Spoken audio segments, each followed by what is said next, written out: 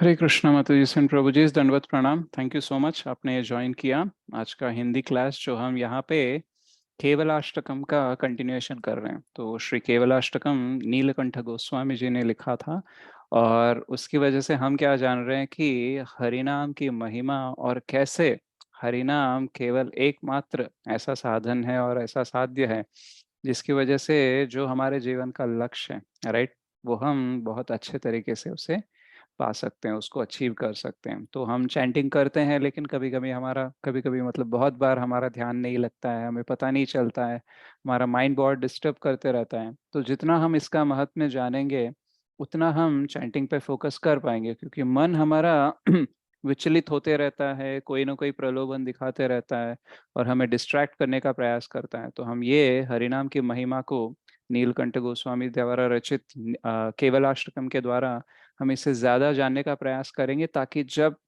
हमारा माइंड प्रलोभन देगा, विचलित होता रहेगा, तब हम उसको समझा पाएंगे। राइट, देखो तुम ज्यादा विचलित मत हो, इस वाले उस वाले प्रलोभन में मत पड़ो, ये बहुत इंपॉर्टेंट है, ये हम उसे समझा पाएंगे। माइंड के ऊपर होता है इंटेलिजेंस, राइट, यानी बुद्धि।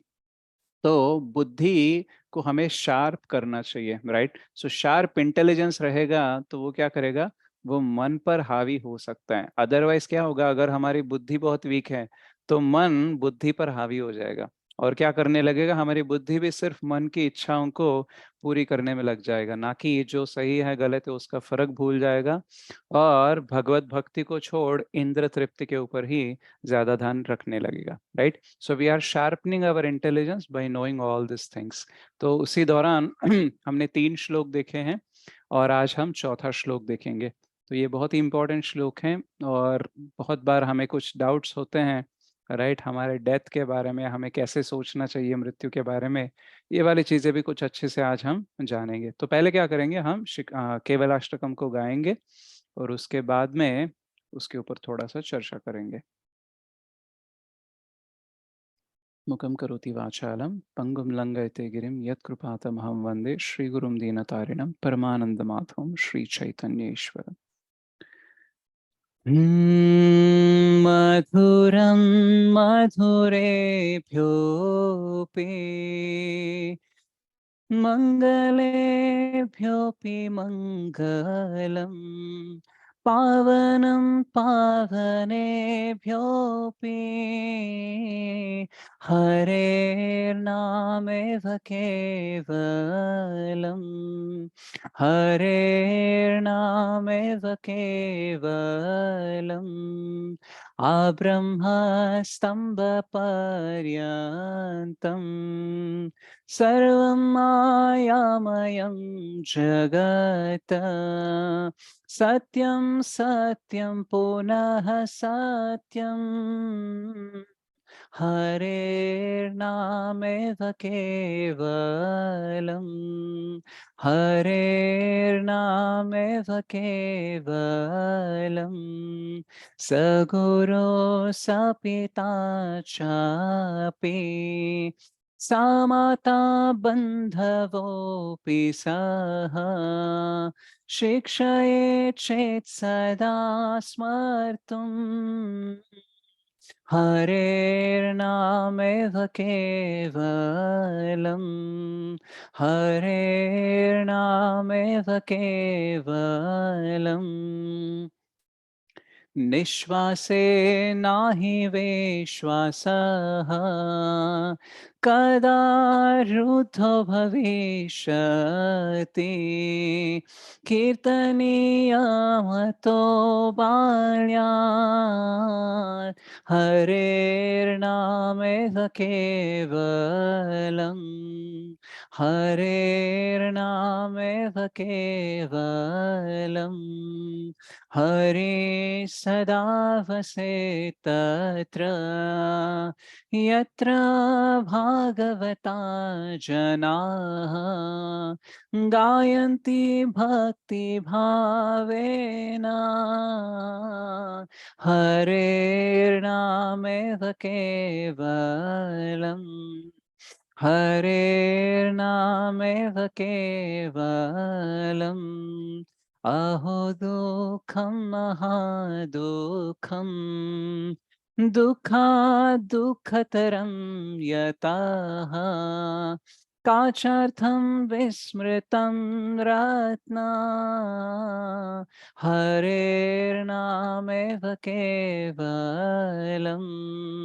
हरेर्नामेव केवलम् दीयतां दीयतां कर्णो नियतां वचः गीयतां नित्यम् हरेर्नामेव केवलम् हरेर्नामेव केवलम् तृणीकृत्या जगत्सर्वं राजते सकलोपरि चिदानन्दमयं शुद्धं हरेर्नामेव केवलम् हरेर्नामेव केवलम् हरे कृष्णा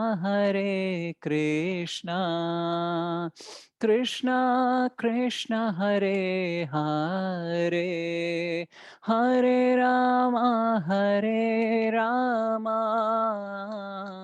राम राम हरे हरे। श्री श्री केवलाष्टकम की जय, श्री नीलकंठ गोस्वामी की जय, श्री प्रभुपाद की जय। तो हमने पहले 3 श्लोक देखे हैं और आज हम चौथा श्लोक देखेंगे। तो ये बहुत ही अद्भुत चीज है कि मृत्यु के बारे में हम ज्यादा कुछ सोचते नहीं है। राइट, हमें पता है कि हम आज जीवित है तो हमारी मृत्यु कभी भी हो सकती है, लेकिन कभी भी हमारी मृत्यु हो सकती है, इस विषय को हमें कितना अच्छे से लेना चाहिए, कितना अच्छे से समझना चाहिए, ये आज हम थोड़ा सा देखेंगे। तो यहाँ पे उसका जो अनुवाद है वो क्या बोलता है, there is no certainty when the last breath will come. तो ऐसी कोई गारंटी नहीं है कि हमारी आखिरी सांस कब होगी, राइट, और कब हमारा पूरा जीवन एकदम से ध्वस्त हो जाएगा, राइट, एकदम से रुक जाएगा, और हमारे जो सारे भौतिक इच्छाएं, भौतिक प्लानिंग जो करके रखी है हमने, कब एकदम से बंद हो जाएगा हमें पता नहीं। इसलिए हमें क्या करना चाहिए, और ये बुद्धिमत्ता की बात ये है कि हमें फोर्सफुली, यानी जबरदस्ती ही सही, किसी ना किसी प्रकार से हमें कीर्तन करते रहना चाहिए। और क्या कीर्तन करना है, तो holy name of Shri Hari alone is everything. तो हरे नामैव केवलम, इसका हमें कीर्तन करना चाहिए। कीर्तन मतलब इसे समझना, चैंटिंग करना, इसका प्रचार करना, और हम अपने जीवन में जो जो हमने सीखा है उसको उतारना। तो ये सब कीर्तनीय में आता है, राइट। तो आज हम जानेंगे, क्योंकि बहुत बार क्या होता है कि जब हम बोल देते हैं किसी को, देखो निश्वासे ना ही विश्वास, देखो मृत्यु कभी भी आ सकती है, राइट। तो आज हम सोच रहे हैं कि देखो अगले 5 साल में मैं ये करूंगा, अगले 10 साल में वो करूंगा, रिटायरमेंट का प्लान बना लिया, कब घर खरीदना है, कब बच्चों की शादी करनी है, बच्चों को किस स्कूल में डालना है, उनका क्या करियर होगा, उनका क्या भविष्य होगा, ये सब कुछ हम बहुत सारे प्लान्स कर लेते हैं। लेकिन कब हमारी आखिरी सांस आ जाएगी और हम यहाँ इस जगत से चले जाएंगे, इस बॉडी को छोड़कर अगली बॉडी कब लेंगे, इसका हमें कुछ नहीं पता होता है, राइट। अगर हम सोचने लगे कि देखो और मेरे पास बहुत समय है, राइट, तो ये तभी सोचते हैं हम जब हमारे पास मिथ्या अहंकार बहुत ज्यादा होता है, राइट। हम कैसे बोल सकते हैं कि हमारे पास समय है या फिर नहीं है, राइट। हम में से किसी को नहीं पता है कि एक्चुअली हम कब हमारी मृत्यु होने वाली है, राइट। तो ये जो विचार है ये हमारे लिए शुद्धिकरण के लिए है, राइट, ना कि हम भयभीत हो जाए कि देखो मृत्यु कभी भी आ सकती है, राइट। तो this thought is for our purification, not to make us paranoid. Paranoid का मतलब क्या है कि हमेशा बस शंका में जीते रहेंगे कि देखो अब मृत्यु आ सकती है, देखो तब मृत्यु आ सकती है, और ऐसे ही हम मृत्यु कॉन्शियस हो गए, राइट, कृष्णा कॉन्शियस नहीं हो रहे, राइट। तो ये जो मृत्यु का विचार है कि मृत्यु कभी भी आ सकती है, ये हमारे शुद्धिकरण के लिए है, राइट। तो एक बार क्या हुआ, एक डिवोटी ने एक क्लास लिया था, तो उस क्लास में उसने बोला कि एक श्री वैष्णव में एक ऐसी कहावत होती है कि हमें हर रोज ऐसे जीना चाहिए जैसे कि ये हमारा आखिरी दिन है, यानी आज हम मरने वाले हैं, ऐसा सोच के हमें जीना चाहिए। तो उस क्लास में एक व्यक्ति बैठा था, तो उसने उस वाले प्रवक्ता को तो नहीं पूछा सवाल, लेकिन उसके बाद में जो उसके चहीते हैं, जो उसको क्लोज है, राइट, तो वो जब क्लास ले रहे थे तो वो दूसरे वाले प्रवक्ता को ये पूछ रहे थे कि मैंने सुना है कि हमें ऐसा जीना चाहिए कि आज हम मर रहे हैं, राइट, तो आज हमारी मृत्यु होगी, ऐसा सोच के हमें जीना चाहिए। तो उसने सवाल पूछा कि एक्चुअली अगर ऐसा सोचते हैं कि आज मेरी मृत्यु होने वाली है, तो एक्चुअली मुझे जॉब पे जाने का या फिर बाकी काम करने का, ये सारी जिम्मेदारी संभालने का, तो इसका क्या मतलब बनता है कि अगर आज मैं मृत्यु होने वाली है, आज मैं मरने वाला हूँ, तो इन सब का मतलब क्या बनता है, राइट। तो जब मृत्यु कभी भी आ सकती है तो मैं ये सारे प्लान्स क्यों बना रहा हूँ, मैं क्यों जीवित हूँ और मैं क्यों जीवित रहने के लिए इतना सारा मेहनत कर रहा हूँ, फैमिली, जॉब, ये वो इतनी सारी चीजें क्यों संभालनी है, राइट। तो एक्चुअली ये जो विचार है, राइट, ये हमें शुद्धिकरण के तरफ और भक्ति के तरफ हमें लेके जाना चाहिए। लेकिन कभी कभी क्या होता है, इसको हम ठीक तरीके से समझ नहीं पाते हैं, इसलिए बिना हमारे शुद्धिकरण के हम ज्यादा भयभीत होने लगते हैं। जैसे मान लो अगर कोई किसी एरिया में रहता है जहाँ पे बहुत सारे टेररिस्ट के अटैक होते रहते हैं, मतलब कहाँ पे कब बम फट जाए कोई पता ही नहीं, तो वहां पे लोग कैसे जीते हैं, लोग यही सोच के जीते हैं कि आज हमारी मृत्यु हो सकती है, कल का कुछ गारंटी नहीं है। जैसे यूक्रेन में युद्ध हो रहा था या फिर कहीं युद्ध भूमि पे हम उसके आसपास हैं, जहाँ पे गोला बारूदी चल रही है, कोई भी मिसाइल आ रहा है, कभी भी कुछ भी आ सकता है, तो वैसे वाले एनवायरनमेंट में जी रहे हैं तो डेफिनेटली हमारे यही फीलिंग होगा कि कल की कोई गारंटी नहीं, नेक्स्ट मोमेंट की कोई गारंटी नहीं, हमारी मृत्यु कभी भी हो सकती है। तो अगर हम वैसे एनवायरनमेंट में जी रहे हैं, वैसा सोच के जी रहे हैं, तो ये एक्चुअली उतना अनुकूल नहीं है, राइट। तो मृत्यु कभी भी आ सकती है, ये विचार भक्ति के प्रतिकूल होगा। क्यों? क्योंकि एक्चुअली अगर हम हमेशा सोच रहे हैं कि मृत्यु कभी भी आ सकती है, तो क्या हो जाएगा, हम इतने भयभीत हो जाएंगे कि जो हम कर सकते हैं वो भी नहीं करते, राइट। हम देखते हैं कभी कभी बच्चे बहुत स्ट्रेस में आ जाते हैं या फिर बड़े लोग भी बहुत स्ट्रेस में आ जाते हैं, एकदम भयभीत हो जाएंगे कि यार मीटिंग का क्या होगा, एग्जाम का क्या होगा, इसका क्या होगा, उसका क्या होगा, तो इतना स्ट्रेस ले लेते हैं कि उनका जो काम है ना, वो भी ठीक तरीके से नहीं कर पाते। यानी जो उनके कंट्रोल में है वो भी ठीक तरीके से नहीं कर पाते, जो उनके कंट्रोल के बाहर है उसकी तो बात ही अलग है, राइट। लेकिन जो हमारे कंट्रोल के बाहर है, वो सोच सोच कर जो हमारे कंट्रोल में है वो भी हम ठीक तरीके से कर नहीं पाते, राइट। तो ये जो हमारे इमोशंस होते हैं, मनोभावनाएं होते हैं, हमारे जो फीलिंग्स होते हैं, इन सबको भी तीन गुणों के आधार पर हम इसको ग्रहण करते हैं, राइट। जैसे कि मान लो, ये एग्जाम्पल एक अलग से ले लेते हैं। जैसे कि मान लो एक व्यक्ति बस में ट्रैवल कर रहा है, राइट, और बस थोड़ी सी हिल रही है क्योंकि रास्ता अच्छा नहीं है, राइट। तो अगर व्यक्ति तमोगुण में है, राइट, और वो उस बस में जा रहा है, बस बहुत हिल रही है, राइट, और उसने खिड़की से बाहर देखा तो उसका एक अच्छा सा ग्रीन फॉरेस्ट दिख रहा है, अच्छा सा घना हरा भरा जंगल दिख रहा है, राइट। तो क्योंकि वो तमोगुण में है, इसलिए वो क्या सोचेगा कि एक्चुअली मैं सोने का प्रयास कर रहा हूँ इस बस में, लेकिन बस बहुत हिल रही है, मैं सो नहीं पा रहा हूँ। वो देखो कितनी अच्छी वादियां है, वहां पे जाऊंगा, सोऊंगा, कितनी अच्छी नींद लगेगी, राइट।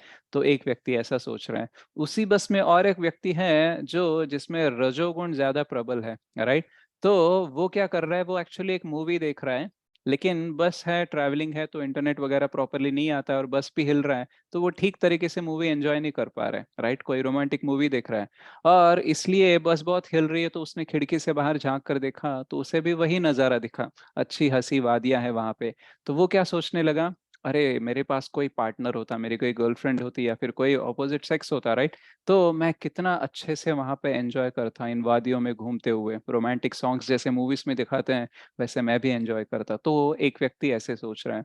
और व्यक्ति है तीसरा, वो एक्चुअली सत्व गुण में है, तो वो क्या कर रहा है, वो उसी बस में एक किताब पढ़ने का प्रयास कर रहा है, लेकिन रास्ता खराब है, बस बहुत हिल रहा है, तो वो ध्यान नहीं दे पा रहा है। तो उसने भी खिड़की से बाहर देखा तो उसे भी वही हरा भरा घना जंगल दिखा।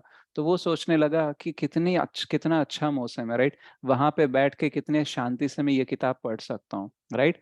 तो बस वही है, रोड वही है, बस उतना ही हिल रहा है सबके लिए, और सबके लिए वो नज़ारा सेम है खिड़की के बाहर से, लेकिन सबका विचार अलग है, राइट। तो हम कोई भी फीलिंग को, कोई भी इमोशन को, कोई भी सिनेरियो को हम तीन गुणों के आधार पर लेते हैं। तो अगर हमारा जीवन हमने बहुत ही सात्विक गुण में हमने जिया है, तो हमें सारे विचार सत्वगुण के आधार पर ही आएंगे। अगर हमने रजोगुण में जिया है तो रजोगुण के आधार पर, अगर तमोगुण के आधार पर जिया है तो तमोगुण के आधार पर ही हम सबका ग्रहण करेंगे। तो वैसे ही जैसे ये सोच है कि देखो मृत्यु कभी भी आ सकती है, राइट, अगर ये किसी तमोगुणी व्यक्ति ने सुन लिया तो वो क्या करेगा, वो अब डरते रहेगा, देखो मैं कभी भी जा सकता हूँ, मेरी मृत्यु कभी भी हो सकती है, राइट। तो इतने भयभीत हो जाएंगे कि वो कुछ नहीं कर पाते हैं, राइट। एक माताजी थी जिनको डाउट था कि शायद मुझे कैंसर है, राइट।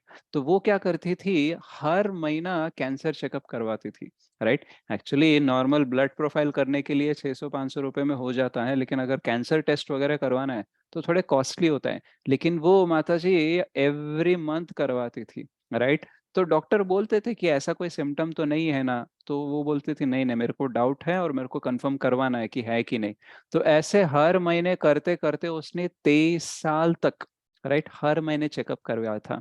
और 23 साल बाद उसका रिपोर्ट आया और उसमें पता चला कि उसको कैंसर है, राइट। तो जैसे ही ये पता चला, पता है उसने क्या बोला, डॉक्टर को बोला, डॉक्टर मैं जानती थी मेरे को कैंसर है, देखो अब रिपोर्ट आ गई है। तो एक्चुअली 23 साल अगर हम इतना सोचेंगे कैंसर के बारे में तो हो भी सकता है, राइट। और किसी ना किसी अलग कारण से भी हो सकता है। जस्ट बिकॉज आपको डाउट है इसका मतलब ये नहीं कि वो एकदम से सत्य बन जाएगा, राइट। तो लेकिन क्या है कि ये जो सोच है कि क्या मुझे कैंसर हो सकता है, क्या मेरी मृत्यु हो सकती है कैंसर की वजह से, ये सोच अगर तमोगुणी व्यक्ति को आएगा तो ऐसे ही वो डाउट में जीते रहेगा और जो उसे करना चाहिए वो कर नहीं पाता है। लेकिन अगर यही इस विचार कि किसी को बोल दिया जाए जो रजोगुण में है, उसको बोल दिया जाए कि देखो मृत्यु कभी भी आ सकती है, तो वो कैसे प्रचार करता है। आज के डेट में हम देखते हैं कुछ ऐसे स्लोगन्स चलते हैं कि you live only once, right, YOLO, right, जिंदगी ना मिलेगी दोबारा। तो वो क्या बोलते हैं कि देखो बस एंजॉय करते रहो, राइट, इंद्र भोग करते रहो, मजे करते रहो, पता नहीं, राइट, कब चली जाएगी तुम्हारी जवानी, पता नहीं कब मृत्यु हो जाएगी। तो टाइम वेस्ट मत करो, टेंशन मत लो, बस जिंदगी को जीते रहो, राइट। तो एक्चुअली जिंदगी कब खत्म होगी ये तो पता नहीं, लेकिन अगर हम सिर्फ एंजॉय करने लगे, राइट, तो हमारे जीवन ठीक नहीं हो सकता और भी बिगड़ सकता है। तो तमोगुण और रजोगुण में प्रॉब्लम ये है कि किसी भी चीज को सही से हम समझ नहीं पाते और उसको प्रॉपरली इम्प्लीमेंट नहीं कर पाते। लेकिन अगर हम सत्व गुण में हैं, राइट, तो हम ये जानेंगे कि देखो मृत्यु कभी भी आ सकती है, लेकिन मृत्यु शरीर को होती है लेकिन आत्मा को नहीं होती है, राइट। तो एक मटेरियल लाइफ होती है, एक स्पिरिचुअल लाइफ होती है, भौतिक जीवन होता है, आध्यात्मिक जीवन होता है। भौतिक जीवन आता रहता है लेकिन आध्यात्मिक जीवन तो चलते रहता है, इजंट इट। तो आत्मा एक शरीर से दूसरा शरीर बदलते रहती है। तो अगर मैं ये सोचता हूँ कि मृत्यु कभी भी आ सकती है तो मुझे ध्यान किस पे देना है, मुझे ध्यान उस पे देना है जो चीज परमानेंट है, राइट। हमारे ये भौतिक जीवन, इस भौतिक जीवन में जो वस्तु है, जो इंसान है, जो सिचुएशंस है, ये टेम्पररीली आते जाते हैं। लेकिन जो चीज परमानेंट है वो क्या है, मेरा आध्यात्मिक जीवन, कृष्ण परमानेंट है, कृष्ण के साथ मेरा संबंध परमानेंट है और मैं एज एन आत्मा हमेशा रहता हूँ। तो मुझे इस पे ध्यान देना चाहिए, राइट। तो जब एक डिवोटी सोचता है, वो बोलता है कि हाँ मृत्यु कभी भी आ सकती है, लेकिन केवल मृत्यु के बारे में सोचकर मैं उससे कुछ डील नहीं कर पाऊंगा, राइट। हम बहुत चीजों के बारे में सोचते हैं लेकिन करते कुछ है क्या, नहीं है। बहुत बार हमारा माइंड इतना दौड़ाता रहता है, हमें ये सोचकर वो सोचकर इतना सोच लेते हैं। बहुत सारे लोगों का ये प्रॉब्लम है आज के डेट में कि ओवर थिंकिंग हो रहा है, राइट। बहुत लोग आते हैं, जब मैं काउंसलिंग करता हूँ तो बोलते हैं कि ओवर थिंकिंग को कैसे कम करें, राइट। तो एक्चुअली 50,000 से लेकर 80,000 विचार हमारे दिन में, एक दिन में दिमाग में चलते रहते हैं, राइट। तो फिर हम कम नहीं सोच सकते लेकिन हमारी सोच बदल सकते हैं। तो ओवर थिंकिंग का मतलब क्या है कि एक्चुअली मैं बहुत गलत चीजों के बारे में सोच रहा हूँ, राइट, और मेरा एक्शन कम है, सिर्फ थिंकिंग ही ज्यादा है, राइट। तो हमें क्या करना चाहिए, हमारे विचार बदलने चाहिए, हमको विचार रिप्लेस करने चाहिए। तो ये कब हो सकता है, जब हम कुछ और सुन रहे हैं परमानेंट चीजों के बारे में, भक्ति के बारे में, जो एक्चुअली सत्व और दिव्य स्तर पर जो चीजें हैं उसके बारे में सोचने लगेंगे। तभी क्या हो जाएगा, ये ओवर थिंकिंग और ये इनएक्शन जो चल रहा है हमारे जीवन में, राइट, बहुत ज्यादा सोचते हैं करते कुछ कम है, राइट। तो ये वाला फेस चेंज हो सकता है। तो जब भक्त को बताया जाता है, भक्त को कि देखो मृत्यु कभी भी आ सकती है, तो वो बोलता है वेरी नाइस, मृत्यु कभी भी आ सकती है, इसलिए मुझे टेम्पररी चीज़ों पे ज़्यादा ध्यान नहीं देना चाहिए, मुझे परमानेंट चीज़ों पे ज़्यादा ध्यान देना चाहिए। यस, मेरी ज़िम्मेदारी है, टेम्पररी चीज़ें बहुत ज़्यादा है, वो भी इम्पोर्टेंट है, लेकिन उनसे भी ज़्यादा इम्पोर्टेंट है वो चीज़ जो मेरे साथ हमेशा रहने वाली है, राइट? तो ये जो विचार है मृत्यु का, ये एक्चुअली इंसान को, अगर वो सत्वगुण और वो भक्ति में है तो उसका जीवन रुक नहीं जाता, लेकिन और तेजी से उसका आगे बढ़ते रहता है। जैसे उस व्यक्ति ने पूछा क्लास में कि अगर मैं, किसी भी दिन मृत्यु आ सकती है, किसी भी क्षण मृत्यु आ सकती है, ऐसा अगर है, और अगर मुझे ये सोचकर जीना है कि मैं आज मरने वाला हूँ, तो मैं जॉब क्यों करूँ, मैं सारी जिम्मेदारी क्यों लूँ? तो एक्चुअली जस्ट ये सोचने से कि मृत्यु कभी भी आ सकती है, इससे हमारा जीवन में परिवर्तन नहीं आता है, राइट? उसके लिए एक प्रोसेस होता है, और चैंटिंग जो करते हैं हम, राइट, वो भी it's a part of the process, right? तो हम जब चैंटिंग करते हैं, राइट, तो हम जब हरे कृष्ण महामंत्र का चैंट करते हैं, लेकिन अगर हम उसी विचारधारा को रख के जी रहे हैं जो हमारे पहले से है, राइट, तो क्या हो जाएगा, चैंटिंग करने से भी हमें ज्यादा फर्क नहीं पड़ेगा, राइट? तो हमें अपना जीवन का दृष्टिकोण भी बदलना होगा, हमें चीजें और समझनी होगी, तब जाके चैंटिंग और अच्छे से इफेक्ट होगा।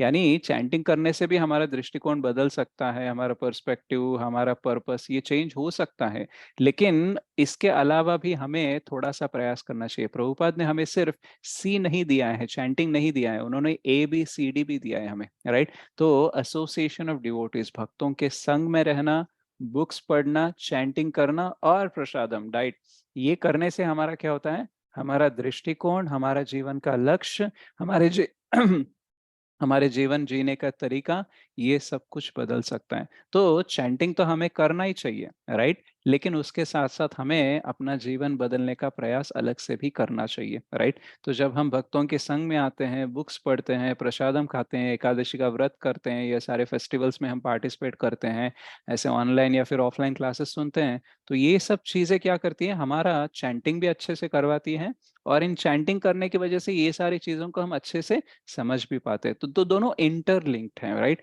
केवल सिर्फ मैं चैंटिंग करूंगा, कुछ और नहीं करूंगा, ये करने से हमारा जीवन नहीं बदलता है, राइट? तो जब हम चैंटिंग करते हैं तो क्या होता है कि हमारा कृष्ण के साथ संपर्क होता है, और जब संपर्क होता है तो हमारी चेतना में कृष्ण का विस्तार होता है, राइट? तो Krishna permeates in our consciousness, right? जैसे मान लो अगर किसी स्पॉन्ज को हम पानी के पास रखते हैं, तो क्या हो जाता है, वो स्पॉन्ज में पानी फैल जाता है, राइट? तो अगर आप पानी में स्पॉन्ज रखोगे या पानी के पास रखोगे तो ऐसे खींच लेता है, इजंट इट? तो जब हम कृष्ण के संपर्क में आते हैं तो हमारी चेतना जो है वो कृष्णमय होने का अवसर मिलता है उसको, राइट? तो अगर हम प्रॉपरली कृष्ण के साथ रोज संपर्क में हैं, राइट, ABCD करके, राइट, यानी भक्तों के संग में आके, बुक्स पढ़ के, चैंटिंग करके, प्रसादम खा के, प्रॉपरली डेटी वर्शिप करके, यानी अर्च विग्रहों की पूजा करके, अगर ये प्रॉपरली ABCD कर रहे हैं, तो क्या हो जाएगा, कृष्ण हमारी चेतना में ऐसे फैल जाएंगे कि भले ही हम कोई और काम कर रहे हो,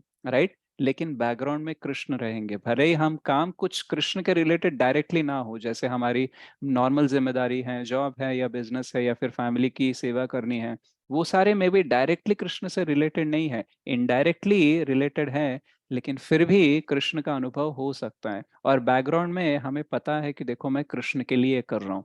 अगर मैं अपनी फैमिली की भी सेवा कर रहा हूँ, तो ये फैमिली भी किसने दी, कृष्ण ने ही दी है ना। अगर ये जॉब भी कर रहा हूँ तो जॉब किसने दी, कृष्ण ने दी है ना। बिजनेस भी है तो उसी ने दी है। तो मैं क्या करूंगा, मैं उसको एक अवसर समझकर, सेवा का अवसर समझकर, मैं उस भावना से करते रहूंगा, तो भले ही मेरा काम मटेरियल दिखे, लेकिन बैकग्राउंड में क्या है, वो स्पिरिचुअल ही है। क्यों? क्योंकि मुझे पता है कि मैं कृष्ण के लिए कर रहा हूँ। जैसे अर्जुन जब युद्ध कर रहे थे, राइट, उस टाइम वो हरे कृष्ण महामंत्र नहीं कर रहे थे। जो अस्त्र शस्त्रों को रिलीज करने के लिए जो मंत्र पढ़ने हैं, जितना फोकस करना है, ध्यान देना है, वो सब उसमें बिजी थे। लेकिन बैकग्राउंड में उनको पता था कि ये वो कृष्ण के लिए कर रहे हैं, और कृष्ण की सूचना के अनुसार, उनके आज्ञा के अनुसार ही चल रहा है। तो फोरग्राउंड में हमेशा कृष्ण शायद नहीं होंगे, लेकिन अगर बैकग्राउंड में भी कृष्ण है, right, that will be a very good thing.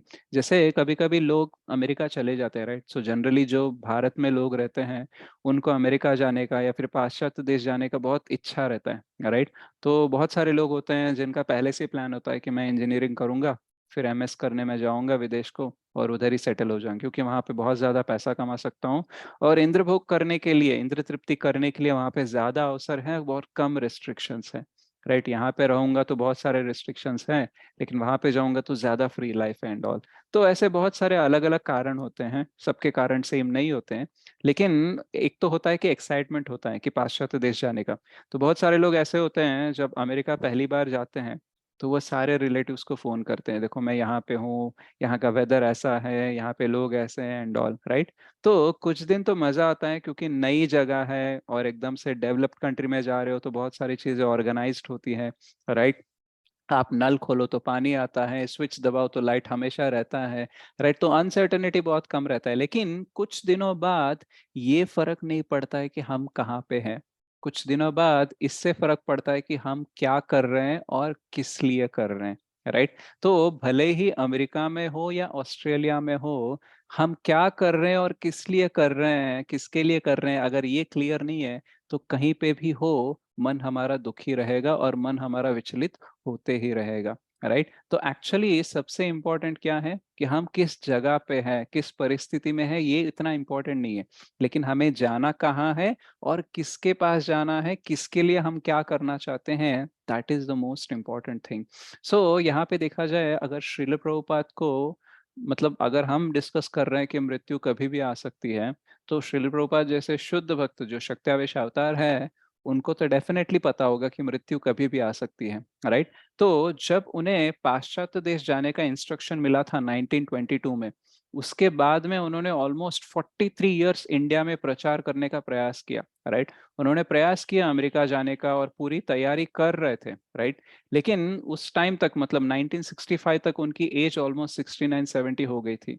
तो बहुत लोगों ने उन्हें सजेस्ट किया था कि देखिए मृत्यु कभी भी आ सकती है, और आप पाश्चात्य देश जाना चाहते हैं जहाँ पे बहुत सारी ठंड होती है और आप सह नहीं कर पाओगे। राइट, तो आप मृत्यु वहां पे पाने से अच्छा है कि अच्छे से वृंदावन में रह जाओ, और यहाँ पे आप, यहाँ पे मृत्यु अगर हो जाएगी आपकी, आप यहाँ पे देह त्याग कर देंगे, तो इससे अच्छा क्या है सौभाग्यवश। राइट, तो प्रभुपाद जी को भी पता है कि मैं वृंदावन छोड़ के जाऊंगा तो शायद पाश्चात्य देश में मुझे देह त्याग करना पड़ेगा। राइट, लेकिन उनके लिए ये इम्पोर्टेंट नहीं था कि मेरी मृत्यु इंडिया में वृंदावन में होगी या पाश्चात्य देश में होगी। उनके लिए क्या इम्पोर्टेंट था कि मेरे गुरु महाराज ने मुझे इंस्ट्रक्शन दिया है, क्या, कि मुझे पाश्चात्य देश में कृष्ण का प्रचार करना है, चैतन्य महाप्रभु का प्रचार करना है। बहुत लोगों ने बोला कि ये नहीं हो सकता। राइट, वहां के लोग इतने इंद्र तृप्ति में ग्रस्त हैं और वहां की कोई संस्कृति नहीं है, कोई प्रॉपर कल्चर नहीं है, कौन सुनेगा आपकी बात। राइट, तो लेकिन प्रभुपाद बोल रहे थे नहीं, अगर चैतन्य महाप्रभु ने बोला है कि पृथ्वी ते आछे नगरादि ग्राम सर्वत्र होए प्रचार मोरा नाम, तो यानी मेरा नाम हर ग्राम, हर नगर में, हर देश में होगा। राइट, तो चैतन्य महाप्रभु की जो भविष्यवाणी है, राइट, वो गलत नहीं हो सकती। राइट, तो मुझे जाना है और मुझे विश्वास है कि वो लोग भी भक्त बनेंगे। राइट, तो प्रभुपाद का मेन इंपॉर्टेंट पर्पस क्या था कि मेरे गुरु महाराज की आज्ञा है, मुझे जाना है, प्रचार करना है, और उसके टाइम पे यानी उस दौरान अगर कुछ भी होता है तो वो कृष्ण की मर्जी है। राइट, तो मुझे यहाँ पे रह के कंफर्टेबली अपना मृत्यु नहीं चाहिए। राइट, भले ही मुश्किल हो मैं वहां पे जाऊंगा। तो बहुत सारे लोगों को लगा था कि एक्चुअली प्रभुपाद जी ना वृंदावन छोड़ के जा रहे हैं। राइट, एक्चुअल में देखा जाए तो प्रभुपाद वृंदावन छोड़कर नहीं जा रहे थे, वो एक्चुअली अपने हृदय के अंदर वृंदावन लेके गए थे, और वो जहां कहीं पे भी गए उन्होंने वृंदावन को प्रकट किया। राइट, आज की डेट में कोई भी इस्कॉन टेम्पल ले लो, वो एक्चुअली वृंदावन या गोलोक या फिर वैकुंठ ही है, क्योंकि वहां पे एक्टिविटीज क्या होती है, वही एक्टिविटीज होती है जो वैकुंठ और गोलोक में होती है, कृष्ण की सेवा, कृष्ण का कीर्तन, कृष्ण की कथा, कृष्ण प्रसाद। राइट, तो एक्चुअली प्रभुपाद ने एक वृंदावन से बहुत सारे वृंदावन बना लिए, क्यों, क्योंकि उनका यही था कि मैं कहीं पे भी रहूं, लेकिन अगर मैं यहीं पे रह जाऊंगा तो सबको वृंदावन कैसे मिलेगा। राइट, तो चेतना एक्चुअली वृंदावन की उनकी थी, इसलिए वो कहाँ कहीं पे भी गए, उन्होंने वृंदावन प्रकट किया था। तो मृत्यु कहीं पे भी आ सकती है, कुछ भी हो सकता है, लेकिन हमारा फोकस मृत्यु पे नहीं रहना है। हमारे पास जो भी वक्त है हमें उस चीज पे लगाना है जिससे हमारा एक्चुअली पर्पस बनता है। राइट, मैं कहीं पे भी रहूं लेकिन मैं क्या कर रहा हूं और किसके लिए कर रहा हूं, इस पे अगर ध्यान देना शुरू करेंगे तो क्या हो जाएगा, ये जो मृत्यु का विचार है ना, ये हमें हमारी जर्नी को एक्सेलरेट करेगा, राइट। जनरली क्या होता है, तमो और रजोगुणम में क्या होता है कि ये स्टॉप कर देता है, राइट। किसी को बता दो कि आपकी मृत्यु होने वाली है 3 महीने में या फिर 6 महीने में, तो उसका जीवन एकदम ध्वस्त हो जाता है। लेकिन अगर किसी भक्त को पता चल रहा है कि 3 महीने या 6 महीने में मृत्यु होने वाली है, तो उसके एक्टिविटीज इतने बढ़ते हैं कि जैसे हम परीक्षित महाराज को देखते हैं, उनको पता चला कि आपके 7 दिन में आपकी मृत्यु होने वाली है, तो उनके स्पिरिचुअल एक्टिविटीज इतने एक्सेलरेट हो गए हो, तो उन्होंने क्या कर दिया, घर राज्य सब कुछ त्याग कर दिया और 7 दिन श्रीमद् भागवतम सुनते रहे, राइट। 7 दिन 7 रात तक ना उन्होंने खाया ना उन्होंने पिया। तो सुखदेव गोस्वामी बताते जा रहे हैं और परीक्षित महाराज सुनते जा रहे हैं। तो उनका स्पिरिचुअल एडवांसमेंट इतना फास्ट हो गया। जनरली मृत्यु का विचार आता है तो लाइफ रुक जाता है, लेकिन उनका तो लाइफ एकदम टॉप स्पीड पे चल गया, राइट। तो उनको पता चल गया कि ठीक है, कभी ना कभी लाइफ एंड होने वाला है, और मैं कितना सौभाग्यवश हूँ कि मुझे पता चला है कि मेरे 7 दिन में मृत्यु होने वाली, तो मैं 7 दिन को प्रॉपरली यूटिलाइज करना चाहता हूँ। तो उन्होंने सबसे इंस्ट्रक्शन लिया, उनसे सबसे सजेशन लिया, सारे ऋषि मुनियों से कि मुझे क्या करना चाहिए, राइट। तब जाके श्रीमद् भागवतम एक्चुअली हमें मिला था। तो फोकस कृष्ण पे होना चाहिए, राइट। अगर हम डायरेक्टली एवरीडे थोड़ा सा टाइम कृष्ण के लिए एक्सक्लूसिवली दे पा रहे हैं, तो क्या हो जाएगा, हमारा बाकी जीवन भी कृष्ण में हो सकता है, राइट। तो दो तरीके के सर्विस होते हैं, एक को बोलते हैं एक्सक्लूसिव सर्विस और दूसरे को बोलते हैं इंक्लूसिव सर्विस। एक्सक्लूसिव सर्विस का मतलब क्या है कि हम चैंटिंग कर रहे हैं, या फिर हम भागवत पढ़ रहे हैं, या फिर ऐसे कृष्ण कथा सुन रहे हैं, हरि नाम के महिमा के बारे में जान रहे हैं, तो इसको क्या बोलते हैं, एक्सक्लूसिव सर्विस। यानी हम बाकी सारे काम को साइड में रख के कृष्ण के बारे में सोच रहे हैं, राइट। और होता है इंक्लूसिव सर्विस, जैसे हम काम करते करते कोई कीर्तन सुन रहे हैं, या फिर खाना पकाते पकाते कोई लेक्चर सुन रहे हैं, या फिर हम काम के बीच में थोड़ा छोटा छोटा ब्रेक लेकर कृष्ण के बारे में कुछ सुनने का प्रयास कर रहे हैं, या फिर कृष्ण का स्मरण कर रहे हैं काम करते करते, कभी कभी बीच बीच में। तो ये सब क्या है, ये इंक्लूसिव सर्विस है, राइट। या फिर हम कृष्ण के लिए, यानी किसी मंदिर के लिए फंड कलेक्ट करने के लिए जाके किसी को पास हम अपना प्लान दिखा रहे हैं, या फिर हम कहीं और जा रहे हैं, कंस्ट्रक्शन मटेरियल लेके आ रहे हैं क्योंकि मंदिर का निर्माण करना है, या फिर कहीं हम हाउस प्रोग्राम जा रहे हैं, या फिर किसी का काउंसलिंग कर रहे हैं, राइट। तो इनडायरेक्ट एक्टिविटीज भी कृष्ण को बैकग्राउंड में रख के अगर हो रही है, राइट, तो उसको क्या बोलते हैं, इंक्लूसिव सर्विस। लेकिन कृष्ण के प्रति डायरेक्टली कोई सर्विस नहीं कर रहे हैं, उस टाइम पे कृष्ण का स्मरण होने के लिए पहले हमें क्या करना होगा, पहले बहुत सारी एक्सक्लूसिव सर्विस करनी होगी, राइट। जैसे कि एग्जाम्पल मान लो, एक पति और पत्नी, राइट, वो अलग अलग रहते हैं, मतलब पति में भी जॉब के कारण बहुत दूर रहता है, राइट, और पत्नी कहीं और रहती है, तो ये बीच बीच में आते रहते हैं, राइट। तो कभी कभी होता है कुछ फैमिलीज में, राइट। तो अगर पति आके पत्नी को बोल रहा है कि मैं जितने भी दिन तुमसे दूर था ना, मैं केवल तुम्हारे बारे में ही सोचता था, राइट, और ऐसा बोल दिया उसने, और बीवी बहुत खुश हो गई। बाद में उसके घर में आने के बाद बीवी क्या ऑब्जर्व कर रही है कि हमेशा या तो वो फोन में डूबा हुआ है, या तो टीवी देख रहा है, या तो इधर उधर देख रहा है, और ठीक तरीके से बात भी नहीं कर रहा है। तो उस बीवी को सच लगेगा क्या कि उसने जो बोला है बात, कि मैं जब भी दूर हूं तो तुमसे तुम्हारे बारे में सोचता हूँ? क्यों? क्योंकि जब मैं पास हूँ तब भी तुम्हारा ध्यान मेरे ऊपर नहीं है, तो मैं जब दूर हूं तब तुम मेरे बारे में सोचोगे, इसकी क्या गारंटी है, राइट। तो अगर हम एक्सक्लूसिव सर्विस ठीक तरीके से नहीं कर रहे हैं, राइट, तो फिर इंक्लूसिव सर्विस हम क्या करेंगे? कुछ लोगों को पूछते हैं हम कि क्या आप 16 माला करते हो या फिर जाप करते हो, तो वो बोलते हैं कि मैं मतलब माला पे तो नहीं करता हूँ, लेकिन 24/7 मेरा ऐसा चलता ही रहता है, राइट। तो जब 24/7 चलते रहता है, तो 2 घंटा साइड में बैठ के माला करने में क्या दिक्कत है, राइट। तो अच्छा है अगर आपके माइंड में हरे कृष्ण महामंत्र चल रहा है, कृष्ण के बारे में स्मरण चल रहा है, ठीक है, लेकिन उसके साथ साथ प्रॉपर साधना भी तो होनी चाहिए ना। अगर साधना ही नहीं, एक्सक्लूसिव सेवा ही नहीं है, तो फिर कितने दिनों तक ये चलता रहेगा, राइट। क्योंकि हम कभी कभी 2 घंटा चैंटिंग, 2 घंटा क्लास, 1 घंटा बुक पढ़ने के बाद भी हमारा कृष्ण का स्मरण हो नहीं पाता है। तो अगर हम प्रॉपर साधना ही नहीं कर रहे, प्रॉपर स्वाध्याय ही नहीं कर रहे हैं, एक्सक्लूसिव सर्विस ही नहीं कर रहे हैं, तो फिर कृष्ण का स्मरण कैसे रहेगा, राइट। और ऐसे मतलब ऐसी हमारी जीवन शैली होगी तो हम कृष्ण का स्मरण कैसे करेंगे, और ये जो मृत्यु का विचार है ये हमारे जीवन में परिवर्तन कैसे ला पाएगा, राइट। तो जब हम कृष्ण के ऊपर फोकस करते हैं तो कृष्ण हमारे चेतना के अंदर विस्तार करते हैं, तो वो स्वयं हमें बुद्धि देते हैं, जिसकी वजह से हम कैसे भक्ति में आगे बढ़े और कैसे हम भगवत धाम यानी उनके पास चले जाएं। जैसे भगवत गीता में बोलते हैं कि तेषाम सतत युक्तानाम भजताम प्रीति पूर्वकम ददामि बुद्धि योगम तम ये नमाम उपयांति ते। यानी मैं स्वयं एक्चुअली तुम्हें देता हूँ ज्ञान कि कैसे मेरे पास आप आ जाओ। एक्चुअली हमारे सबके अंदर कृष्ण बैठे हुए हैं, राइट। सर्वस्व चाहम हृदि सन्निविष्टो, लेकिन वो हमसे बात ज्यादा करते नहीं है और उनकी बात हमें सुनाई नहीं देती है, राइट। तो एक्चुअल में अगर हम धीरे से सत्व गुण में आने लगे, थोड़ा सा एक्सक्लूसिव सर्विस करने लगेंगे ना, तो कृष्ण अंदर से गाइड करते हैं, राइट। बहुत बार ऐसा होता है कि हमने प्लान नहीं किया होता है, लेकिन हम अच्छे से डिसीजन लेते लेते हैं। हमें कहीं ना कहीं से ऐसे गट फीलिंग आता है, हमें पता चलता है कि नहीं ये सही नहीं, मुझे ये करना चाहिए। तो एक्चुअली वो चैत्य गुरु होते हैं जो अंदर से हमें गाइड करते हैं, राइट, कि देखो ये करो, ये सही है। जब तक हम ऐसे बोलते हैं प्रभुपाद कि जब तक हमारा इंटरेस्ट नहीं है कृष्ण पे, तो कृष्ण एज अ परमात्मा हमारे हृदय में रहते हैं लेकिन इनएक्टिव रहते हैं। मतलब वो हमसे कुछ बात नहीं करते, वो सिर्फ ऑब्जर्व करते रहते हैं, राइट। मटेरियल चीजों के लिए जो इंटेलिजेंस चाहिए, इंद्र भोग करने के लिए, इंद्र तृप्ति करने के लिए जो कुछ सप्लाई करना है वो करते रहेंगे, लेकिन आध्यात्मिक चीजों पे कुछ हेल्प नहीं करेंगे।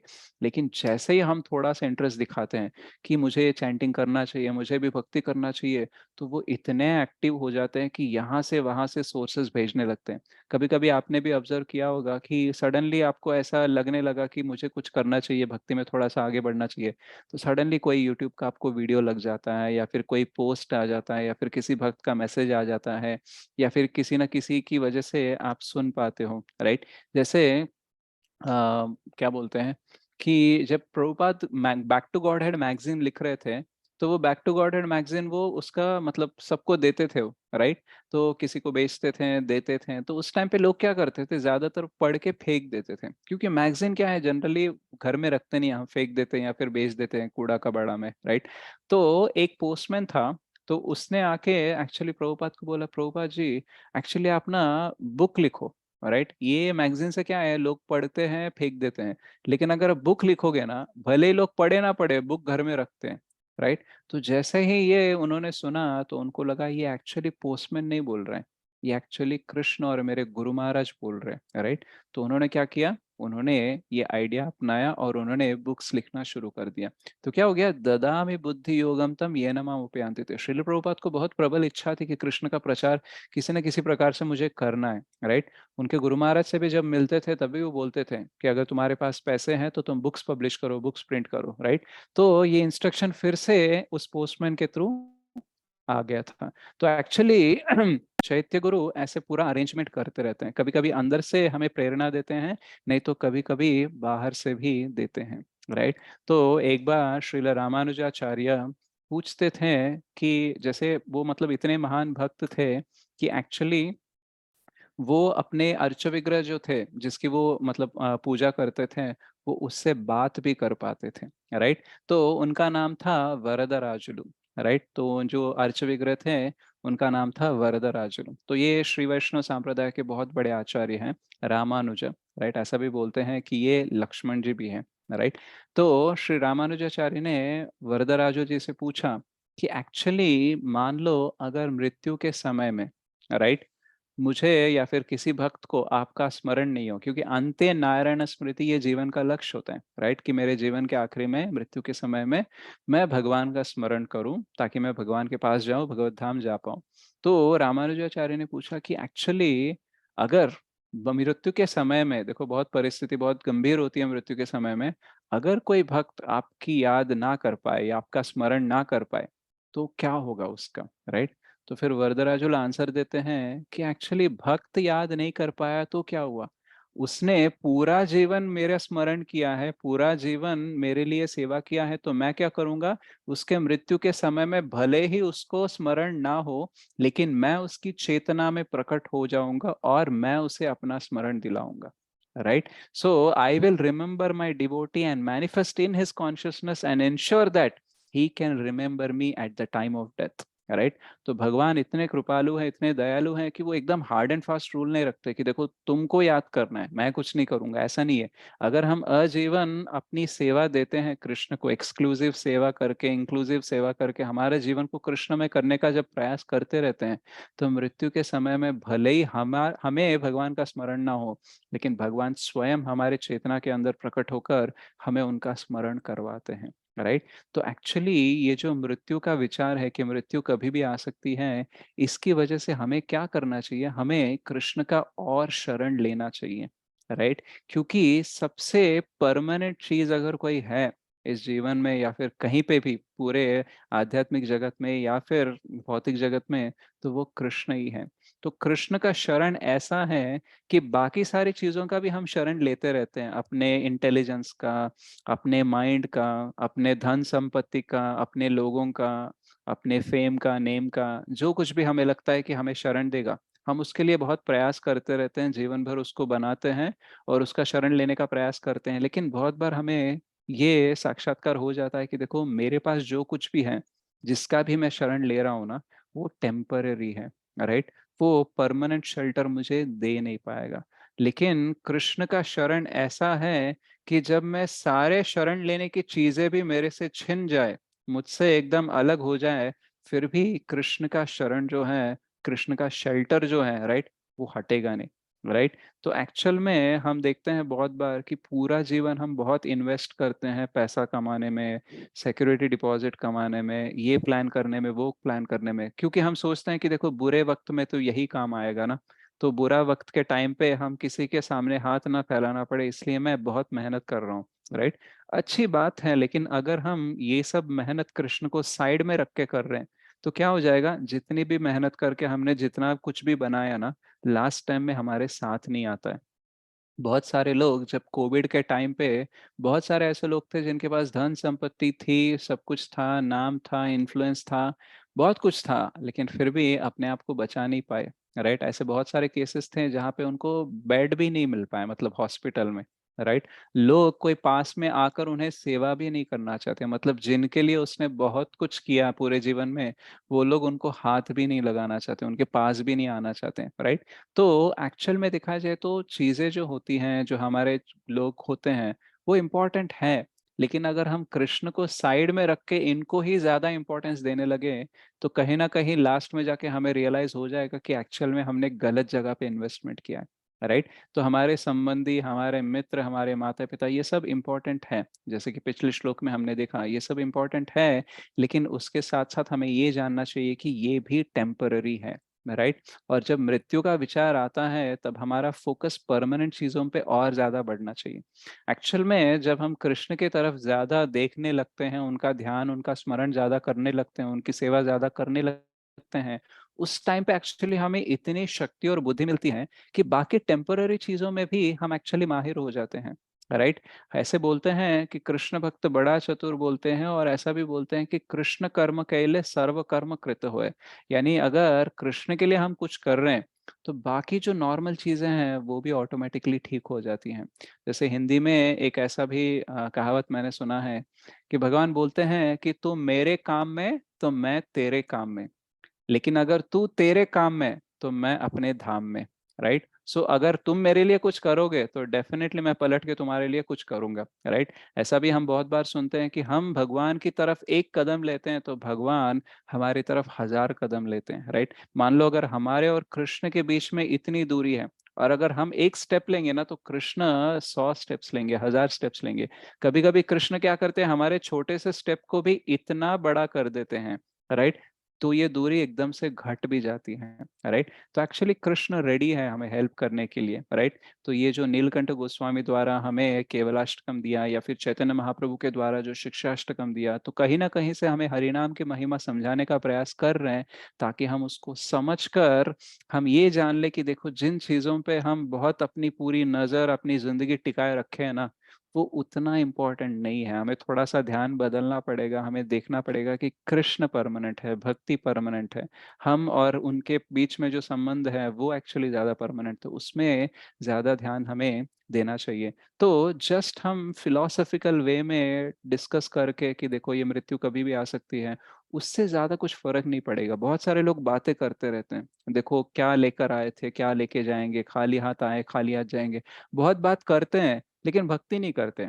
राइट? तो खाली हाथ आए हो, खाली हाथ जा रहे हो। राइट? लेकिन बहुत सारी चीजें हम लेकर आते हैं और लेकर जाते हैं, हमारा कर्म हम लेके जाते हैं, हमारी भक्ति हम लेके जाते हैं। राइट? तो इन सब पे हमें ध्यान देना चाहिए ना। राइट? तो एक्चुअली ये दुखालय है। राइट? यहाँ पे बहुत सारे दुख हैं, बहुत सारे कष्ट हैं, कभी भी मृत्यु आ सकती है, बहुत सारा हाल खराब है यहाँ पे। लेकिन हमें दुखालय में हमेशा दुखी रहकर जीने की आवश्यकता नहीं है, क्योंकि भगवान हमें ऑप्शन भी देते हैं। वो बोलते हैं दुखालय में अशाश्वतम, बट वो हमें एक और ऑप्शन भी देते हैं कि माम अनुस्मरामि, यानी मन मना भव मद भक्तो। ऐसे बहुत सारे श्लोक है जहाँ पे वो बोलते हैं कि देखो यहाँ पे आए हो लेकिन मेरा स्मरण करो, यहाँ से निकल जाओगे। राइट? तो एक्चुअल में देखा जाए तो बहुत सारी चीजें हैं जो हम समझ नहीं पाते हैं। राइट? बात भी कर लेते हैं, सुन भी लेते हैं, थोड़ा विचार भी करते हैं, लेकिन समझ नहीं पाते हैं। श्रीमद् भागवतम में ऐसे बोलते हैं कि हमें इतना हम माया की शक्ति के प्रभाव में आ चुके हैं कि कृष्ण हमारे हृदय के अंदर ही है। राइट? लेकिन हम जान ही नहीं पाते कि वो अंदर है। बहुत बार हमें याद भी नहीं रहता कि वो यहाँ पे है। राइट? मान लो अगर आपके घर में कोई व्यक्ति रहता है और आपको पता ही नहीं कि वो रह रहा है, सालों से वो आपके घर में रह रहा है लेकिन आपको पता ही नहीं है, ऐसा कभी हो सकता है क्या? कभी नहीं होता है, हम जान लेते हैं। लेकिन कृष्ण हमारे अंदर है, हमेशा सब कुछ वो चलाते रहते हैं, लेकिन हमें पता ही नहीं रहता, हमें ध्यान ध्यान भी में भी नहीं रहता कि कृष्ण है। कभी कभी हमें डाउट आ जाते कि क्या भगवान मुझे देख रहे हैं, क्या भगवान मुझे सुन पा रहे? अरे हृदय के अंदर बैठे हैं तो क्यों नहीं सुनेंगे, क्यों नहीं देखेंगे? वो तो तब भी देख रहे हैं जब तुम खुद अपने आप को नहीं देखते हो। राइट? राधा गोपीनाथ प्रभु बोलते हैं कि a black ant on a black rock in a black night no one can see but God can see. यानी एक काली जो चींटी है काले पत्थर पे काली रात में अगर है, तो वो कोई नहीं देख सकता लेकिन वो भगवान देख सकते हैं। राइट? तो इतना तो उनका अस्तित्व है, लेकिन हम हमारे चेतना के अंदर दिख नहीं पाता वो। राइट? तो एक्चुअली हम यहाँ पे हॉस्पिटल में हैं। राइट? हम ये भौतिक जगत में जो है, हम बीमार व्यक्ति हैं। और हम यहाँ पे क्यों आए हैं? क्योंकि हमारी चेतना अशुद्ध हो गई है। तो हमें क्या करना चाहिए? हम हॉस्पिटल क्यों जाते हैं? ताकि हमारा शुद्धिकरण हो जाए, हमारा रोग ठीक हो जाए। राइट? तो अगर हमें रोग ठीक करना है तो हमें प्रॉपरली ट्रीटमेंट को फॉलो करना होता है। राइट? और हमें हमेशा ये जानना चाहिए कि ये रोग को अगर मैं प्रॉपरली ट्रीटमेंट नहीं ले रहा हूँ तो मेरी मृत्यु हो सकती है। राइट? तो जब हम इस भौतिक जगत में हैं, जो ये मृत्यु का विचार है, तो ये हमारे लिए एक अलार्म की तरह है। राइट? कि हम बहुत सारा प्लानिंग कर रहे हैं। राइट? लेकिन जो परमानेंट चीज है उसको साइड में रख के हम क्या प्लानिंग कर लेंगे और क्या हासिल कर लेंगे? राइट? तो हमारी अगर मृत्यु सडनली हो जाती है, राइट, तो कितना कुछ हमने जो सोच के रखा है, कितना कुछ वैर और मैत्री बना के रखी है लोगों के साथ, उसका तो कोई मतलब ही नहीं रह जाएगा ना। राइट? तो बहुत बार हम टाइम अपना इतना वेस्ट करते हैं कि हमें पता ही नहीं चलता है कि हमने टाइम वेस्ट कर दिया। राइट? तो माया इतनी मतलब हमें अपने अभाव में ले लेती है कि हमें पता भी नहीं चलता कि हम टाइम वेस्ट कर रहे हैं। राइट? भक्ति में आते हैं तो पता चलता है, देखो इन सारी चीजों पे मैं टाइम वेस्ट कर रहा हूँ। लेकिन जो भक्ति में नहीं है उनको क्या लगता है, मैं टाइम वेस्ट नहीं कर रहा हूँ, मैं तो टाइम इन्वेस्ट कर रहा हूँ। राइट? और जीवन का लक्ष्य क्या है? बहुत सारा एंजॉय करना, तो मैं एंजॉय तो कर रहा हूँ, तो मैं इन्वेस्ट ही कर रहा हूँ। राइट? तो क्या हो जाता है कि हम इतने अभाव में होते हैं, हमें पता ही नहीं चलता है कि हम इन्वेस्ट कर रहे हैं या वेस्ट कर रहे हैं। राइट? तो जब हमें पता चलता है निश्वासे ना ही विश्वास हो, यानी कोई गारंटी नहीं है नेक्स्ट ब्रीथ की, तब हम क्या करेंगे कि हम अपने आप को जान लेंगे कि देखो ये बहुत ही डेंजरस जगह है और यहाँ पे ज्यादा टाइम वेस्ट नहीं करना है। राइट? तो पहले जब ईशोपनिषद हमने पढ़ा था तो उस टाइम पे एक एग्जाम्पल दिया था कि मान लो अगर आपको एक कार दिया गया, राइट, और आपको बोला गया कि आपको हैदराबाद से पुणे जाना है, या फिर मान लो मुंबई से दिल्ली जाना है। राइट? तो आपके लिए एक कार दी गई है, लेकिन आप सिर्फ उसको 10 घंटे ही यूज कर सकते हो। 10 घंटे बाद आप कहीं पे भी हो तो आपको वो कार छोड़ देनी होगी, आप उससे ज्यादा उसको रख नहीं सकते। तो मैं आप सबको अनम्यूट करने का मौका दे रहा हूँ।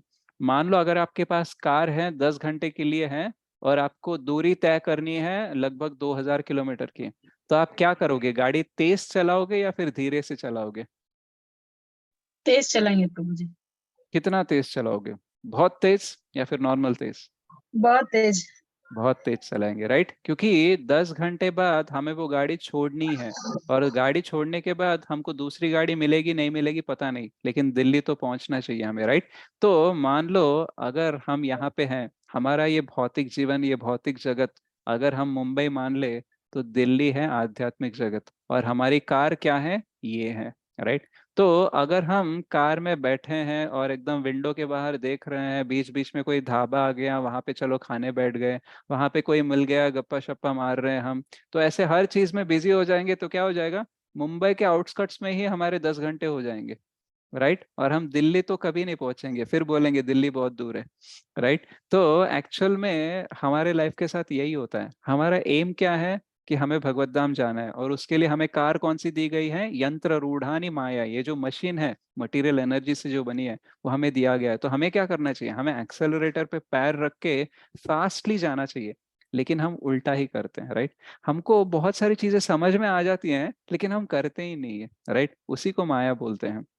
ऐसा नहीं है कि हमें पता नहीं है, हमें पता होने के बावजूद भी हम नहीं कर पाते हैं, ये एक्चुअली माया है, राइट। बहुत सारे लोगों को पता नहीं है, तो हम बोल सकते हैं उनका दुर्भाग्य है कि उनको पता नहीं, लेकिन हमारा इतना बड़ा दुर्भाग्य है कि हमको पता है फिर भी हम नहीं करते हैं, राइट। तो एक्चुअल में हमें ये जो चांस दिया गया है, ये सारे सारे जो श्लोक होते हैं या फिर जो संत पुरुष आके बोलते रहते हैं, देखो ह्यूमन लाइफ बहुत ही रेयर है, राइट। मनुष्य जन्म सहस्र, मनुष्यानाम सहस्रेषु कश्चित यतति सिद्धे, यानी हजारों लोगों में किसी एक व्यक्ति को भक्ति के प्रति कोई इंटरेस्ट आता है, राइट। तो वो बहुत ही रेयर विषय है, लेकिन फिर भी हम समझ नहीं पाते। हमको लगता है कि चलो ह्यूमन बॉडी मिल गई है तो मिलते रहेगी, अभी क्या जल्दी है।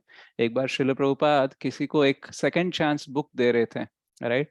तो उसने बोला था कि प्रभुपाद आपने तो बोला है कि आत्मा हर टाइम शरीर लेते रहती है, शरीर छोड़ते रहती है, तो कंटिन्यूअसली ये चलते रहता है, तो जन्म जन्म हम लेते रहते हैं, तो इस जन्म में क्यों प्रैक्टिस करूं मैं भक्ति? अगले वाले जन्म में प्रैक्टिस करता हूँ, इस जन्म में थोड़ा एंजॉय कर लेता हूँ, अगले जन्म में भक्ति कर लेता हूँ।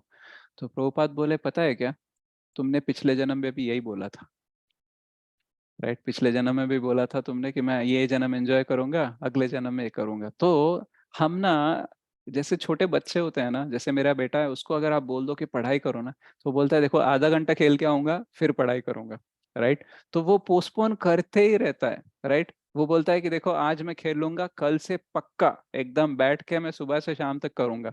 वो होता है क्या कभी? ऐसा नहीं होता है, राइट। तो वैसे ही हम भी क्या बोलते हैं कि देखो अभी तो मैं थोड़ा सा सेटल हो जाता हूँ, अभी 4-5 साल में, नेक्स्ट मेरे को करियर पे फोकस करना है। एक बार करियर सेट हो गया, राइट, थोड़ा फाइनेंशियल सेट हो गया, फिर मैं पूरा जीवन कृष्ण को दूंगा, राइट। रोज मैं 64 माला करूंगा, 100 माला करूंगा। कुछ लोग बोलते हैं देखो अभी मैं बहुत बिजी हूँ काम में, रिटायरमेंट के बाद मैं सारे पेंडिंग राउंड सारे 64 माला करते रहूंगा, एंड मैं एकदम शुद्ध भक्त बन जाऊंगा।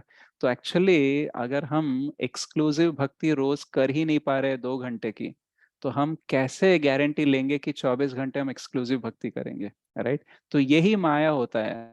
हमको क्या लगता है कि फ्यूचर में मैं अच्छा कर लूंगा, इतने सालों से तुमने नहीं किया, सडनली फ्यूचर में ऐसा क्या हो जाएगा कि तुम ऐसे डायरेक्टली बदल जाओगे, इजंट इट। तो जब हम बोलते हैं निश्वासे ना ही विश्वास कदा रुद्धो भविष्यति, हमारे प्राण कभी भी चले जा सकते हैं। एक्चुअली हम सोचते हैं कि हमारी मृत्यु कैसे होगी, क्या शायद एक्सीडेंट होगा या फिर हार्ट अटैक होगा, राइट, या फिर कुछ ना कुछ हो जाएगा, कैंसर हो जाएगा, ये सब सोचते रहते हैं।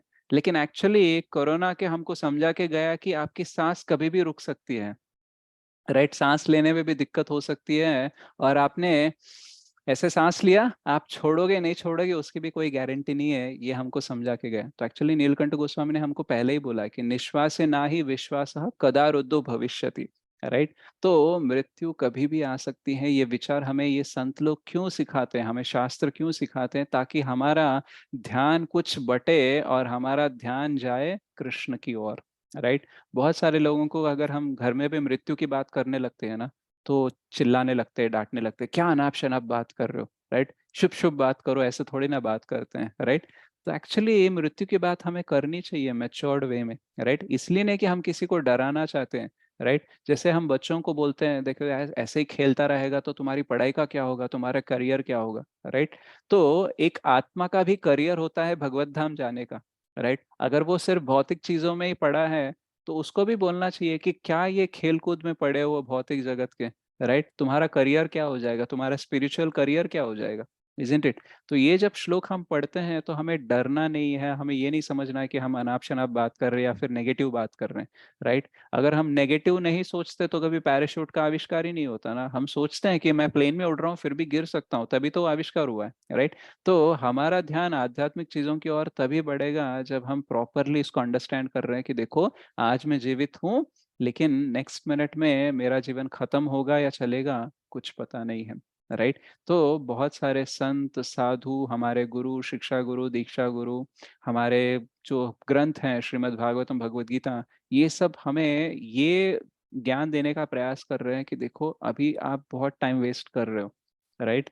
आपको लग रहा है कि आप बहुत ही मूल्यवान चीजों के लिए, मूल्यवान जीवन के लिए आप ये सब टाइम इन्वेस्ट कर रहे हो, आपको लग रहा है, but actually this is not all true, right? चीजें थोड़ी इंपॉर्टेंट है, आपकी जिम्मेदारी है, ये हम समझते हैं, लेकिन they are not so important कि यू कैन इग्नोर कृष्ण और ignore your Krishna conscious life. बहुत बार हम लोभ में और जरूरत में फर्क समझ नहीं पाते, राइट? अगर हम नॉर्मल लैंग्वेज में बोला जाए तो लालच और जरूरत में हमें फर्क पता ही नहीं चलता है, राइट? कभी कभी हमारी जरूरतें भी इतनी ज्यादा लगने लगती हैं कि हम भूल जाते हैं कि एक्चुअल में ये जरूरत है या फिर ये मेरी लालच है। और लालच कभी कभी क्या कर देता है, वो नॉर्मल चीजें, मतलब अपनी चाहतों को भी ये जरूरत में बदल देता है। तो भौतिक जीवन में ऐसे ही होता है, हमें लगता है कि थोड़ा सा सेटल हो जाओ, थोड़ा सा ये हो जाए, वो हो जाए, ऐसा लालच करते ही रहते हैं। लास्ट मिनट तक आने के बाद पता चलता है कि यार मैंने तो लाइफ में कुछ किया ही नहीं है, ये सब करने से अच्छा मैं थोड़ी भक्ति कर लेता तो उसमें तो प्रगति आती, राइट? तो एक्चुअली माया हमें हमेशा लालच की ओर प्रलोभन देकर इधर उधर खींचते रहती है, लेकिन ये सारे जो श्लोक हैं, ये हमारे जो क्लास हैं, जो हमारा चैंटिंग है, वो एक्चुअली में हमें समझाता है क्या इंपॉर्टेंट है क्या नहीं है, राइट? तो हम शायद भले ही बहुत ज्यादा बात कर रहे हैं, बहुत ज्यादा चर्चा कर रहे हैं, तो हमें कभी कभी लगने लगता है कि यार कितना भी बात कर लो, हम तो जीवन में उतारेंगे नहीं उतारेंगे इसकी कोई गारंटी नहीं है, तो बात ही क्यों करें, राइट? माइंड अपना ऐसा भी बोलता है कि इतने दिनों से तो सुन रहे हो, कौन सा तुमने इम्प्लीमेंट कर लिया, आज इतना सुन के क्या उखाड़ने वाले हो, कल क्या बदलने वाले, राइट? बट एक्चुअली हमें अंडर एस्टिमेट नहीं करना चाहिए। हर क्लास, हर महामंत्र जो हम जाप करते हैं, वो हमारे हृदय के अंदर थोड़ा थोड़ा परिवर्तन लेके आता है, लेकिन उसका प्रभाव हमें थोड़े टाइम के बाद में ही पता चलेगा, राइट? कभी कभी अगर आप पलट के देख लो तो बहुत सारी चीजें हैं जो आपको बहुत प्रिय थी, राइट? आज के डेट में उसमें ज्यादा इंटरेस्ट नहीं आ रहा है आपको, राइट? आप में से किसी ने ऑब्जर्व किया है कि पहले आपको लगता था कि देखो, मैं मुझे ये बहुत पसंद है, मेरे पास टाइम मिलेगा तो मैं यही करूंगा, मेरे पास पैसे है तो यही खरीदूंगा, ऐसा बहुत सारा सोचते थे, लेकिन भक्ति में थोड़ा आगे बढ़ने के बाद हमें उतना इंटरेस्ट नहीं है, राइट? बहुत सारे भक्तों का ऐसा अनुभव है, यानी वो भक्ति नहीं कर रहे हैं, लेकिन उनके पत्नी या उनके पति भक्ति में है। तो एक बार क्या हुआ कि शुभ कृष्णदास प्रभु जी हैं जो वृंदावन के गौशाला के इंचार्ज हैं, तो वो क्लासेस रहते रहते हैं, मॉर्निंग में जपा सेशन भी लेते हैं। तो एक दिन क्या हुआ, एक उनके क्लास के स्टूडेंट थे, एक माता जी, उनके पति ने उनको फोन किया या फिर चैटिंग की, तो फिर उन्होंने भेजा कि प्रभु जी आप ये क्या कर रहे हो, राइट? मतलब आप क्या जपा सेशन करवा रहे हो, मेरी बीवी ऐसे जप कर रही है, मतलब ये कितनी अद्भुत चीजें हैं कि पिछले 6-7 हफ्तों से उनकी शॉपिंग लिस्ट नहीं आ रही है मेरे पास, राइट? हमेशा उनका एक बड़ा सा लिस्ट आते रहता है, देखो मेरे को ये चाहिए, मेरे को ये लेना है, वो लेना है, अगले महीने का ये प्लान है, वो प्लान है। पिछले 6-7 हफ्तों से वो लिस्ट नहीं आ रही है मेरे पास, राइट? तो इसलिए मेरे मुझे इतनी प्रेरणा मिली कि मैंने भी चैंटिंग करना शुरू कर दिया कि देखो चैंटिंग काम करता है, क्योंकि कोई भी ऐसी शक्ति नहीं है जो मेरी माता जी को शॉपिंग से रोक सके, राइट? लेकिन भक्ति करने के बाद मतलब इतना बदलाव आ रहा है, तो मैं भी बहुत प्रेरणा ले लिया, राइट? तो ऐसा होता है, भौतिक इच्छाओं से थोड़ा विरक्ति होने लगता है, वैराग्य आने लगता है, और उसकी वजह से कितना अच्छा होता है, राइट? जनरली अगर हम सोचा जाए भक्ति में, तो फिर जो भी हम 4 नियमों का पालन करते हैं, जो भी हम अपना वैराग्य लेकर आ रहे हैं जीवन में, उसकी वजह से कितनी सेविंग बढ़ रही है, राइट? कितना टेंशन एंजाइटी कम हो रहा है, राइट? पहले 5-6 साल पहले ना, अगर आप मेरे से पूछते कि मेरे जीवन का लक्ष्य क्या है, तो मैं बोलता कि देखो मुझे बुगाटी कार चाहिए, दुबई में घर चाहिए, बैंक बैलेंस 10 करोड़ 20 करोड़ के ऊपर होना चाहिए, बस मैं करोड़ों में ही बात करता था। राइट। तो आज के डेट में मेरे फादर बोलते हैं कि देखो हमारा जो घर है उसके ऊपर फर्स्ट फ्लोर हम कंस्ट्रक्ट करें क्या थोड़ा सा लोन लेके। तो मैं बोलता हूँ 4-5 लोग ही तो हैं, 2 BHK ऑलरेडी हैं, ऊपर क्या बांध के मतलब क्या कर लोगे। तो फिर वो मेरे मम्मी को बोलते हैं कि देखो ये कैसा बदल गया, मतलब पहले तो ये बोलता था कि 10 घर चाहिए, विल्ला चाहिए, करोड़ों चाहिए, ये अब कैसे बातें करने लगा है। मतलब उनको ये समझ में नहीं आ रहा है कि पहले वाला जो मैं था वास्तव में मैं वो हूँ, या फिर अभी जो बात कर रहा हूँ ये मैं वो हूँ। राइट। तो ऐसा कंफ्यूजन आ जाता है। तो पहले हमें क्या लगता है कि भौतिक चीजें जितने ज्यादा होगी उतना मुझे आनंद ज्यादा मिलेगा, ऐसा हमारा भरोसा रहता है। लेकिन भक्ति में क्या पता चलता है कि भौतिक चीजें कितने भी आ जाए हमारे जीवन में, वो केवल मतलब एक ड्रॉप मात्र आनंद देते हैं। एक्चुअल आनंद तो कृष्ण की सेवा में है। राइट। इसीलिए भक्तों को मृत्यु के बारे में ज्यादा डर भी नहीं रहता है। उन्हें लगता है कि देखो मृत्यु आ भी जाएगी, ओके, क्या कर लेगी, शरीर बदलेगा, लेकिन दूसरा शरीर लेने के बाद भी तो करना तो वही है ना। राइट। जैसे मान लो अगर आप कोई जॉब कर रहे हो, राइट, आप सॉफ्टवेयर इंजीनियर हो, आप कोई भी कंपनी में हो करोगे तो सॉफ्टवेयर जॉब ही ना। राइट। अगर आप कारगर हो, मतलब कोई अगर मैकेनिक हो, तो गराज कोई भी बदले करना तो वही मैकेनिक वाला काम है ना। तो वैसे ही एक बार हमने समझ लिया कि भक्ति करना है तो शरीर बदलता भी रहेगा, तब भी करना तो वही एक्टिविटी है ना। जो इस शरीर में कर रहा हूँ, जो आज कर रहा हूँ, वो दूसरे शरीर में कल से मैं वही करूंगा। तो टेंशन क्या है, भगवान ने ये शरीर दिया है भक्ति करने के लिए, अब इतनी भक्ति की है तो इससे अच्छा शरीर देंगे, अच्छा भक्ति करने के लिए कंड्यूसिव एनवायरनमेंट देंगे, तो मृत्यु से कोई भय नहीं होता है। और ऊपर से क्या हो जाता है, हमें समझ में आ जाता है कि देखो बहुत सारा टाइम वेस्ट कर रहे हैं, अभी हमें भक्ति पे ध्यान देना चाहिए, थोड़ा और सीरियस बनना चाहिए। तो जो हमारा विचार है मृत्यु के बारे में वो एकदम पॉजिटिव होना चाहिए। राइट। और मेच्योरली हमें डील करना चाहिए। राइट। जैसे एग्जाम के लिए अगर हम लास्ट मिनट में प्रिपेयर हो रहे हैं तो स्ट्रेस होगा और हम ठीक तरीके से कर नहीं पाएंगे। लेकिन अगर एवरी डे हम थोड़ा थोड़ा सा प्रयास करते रहें, थोड़ा थोड़ा सा अभ्यास करते रहें, स्वाध्याय करते रहें, तो क्या हो जाएगा, एग्जाम के टाइम पे हम नॉर्मली रिवीजन कर लेंगे और अच्छे से एग्जाम लिख लेंगे। तो भक्त को ये सारी चीजें हम क्यों बताते हैं मृत्यु के बारे में कि लाइफ में कोई सर्टेनिटी नहीं है, ये क्यों बताते हैं, ताकि आप आज से ही थोड़ा थोड़ा प्रिपेयर कर लो। राइट। ताकि लास्ट मोमेंट जब आएगा तब आपको कोई टेंशन नहीं होगा। राइट। बहुत सारे भक्तों को टर्मिनल डिसीजेस होते हैं। राइट। जैसे कैंसर मान लो या फिर टीबी मान लो, ऐसे होते हैं।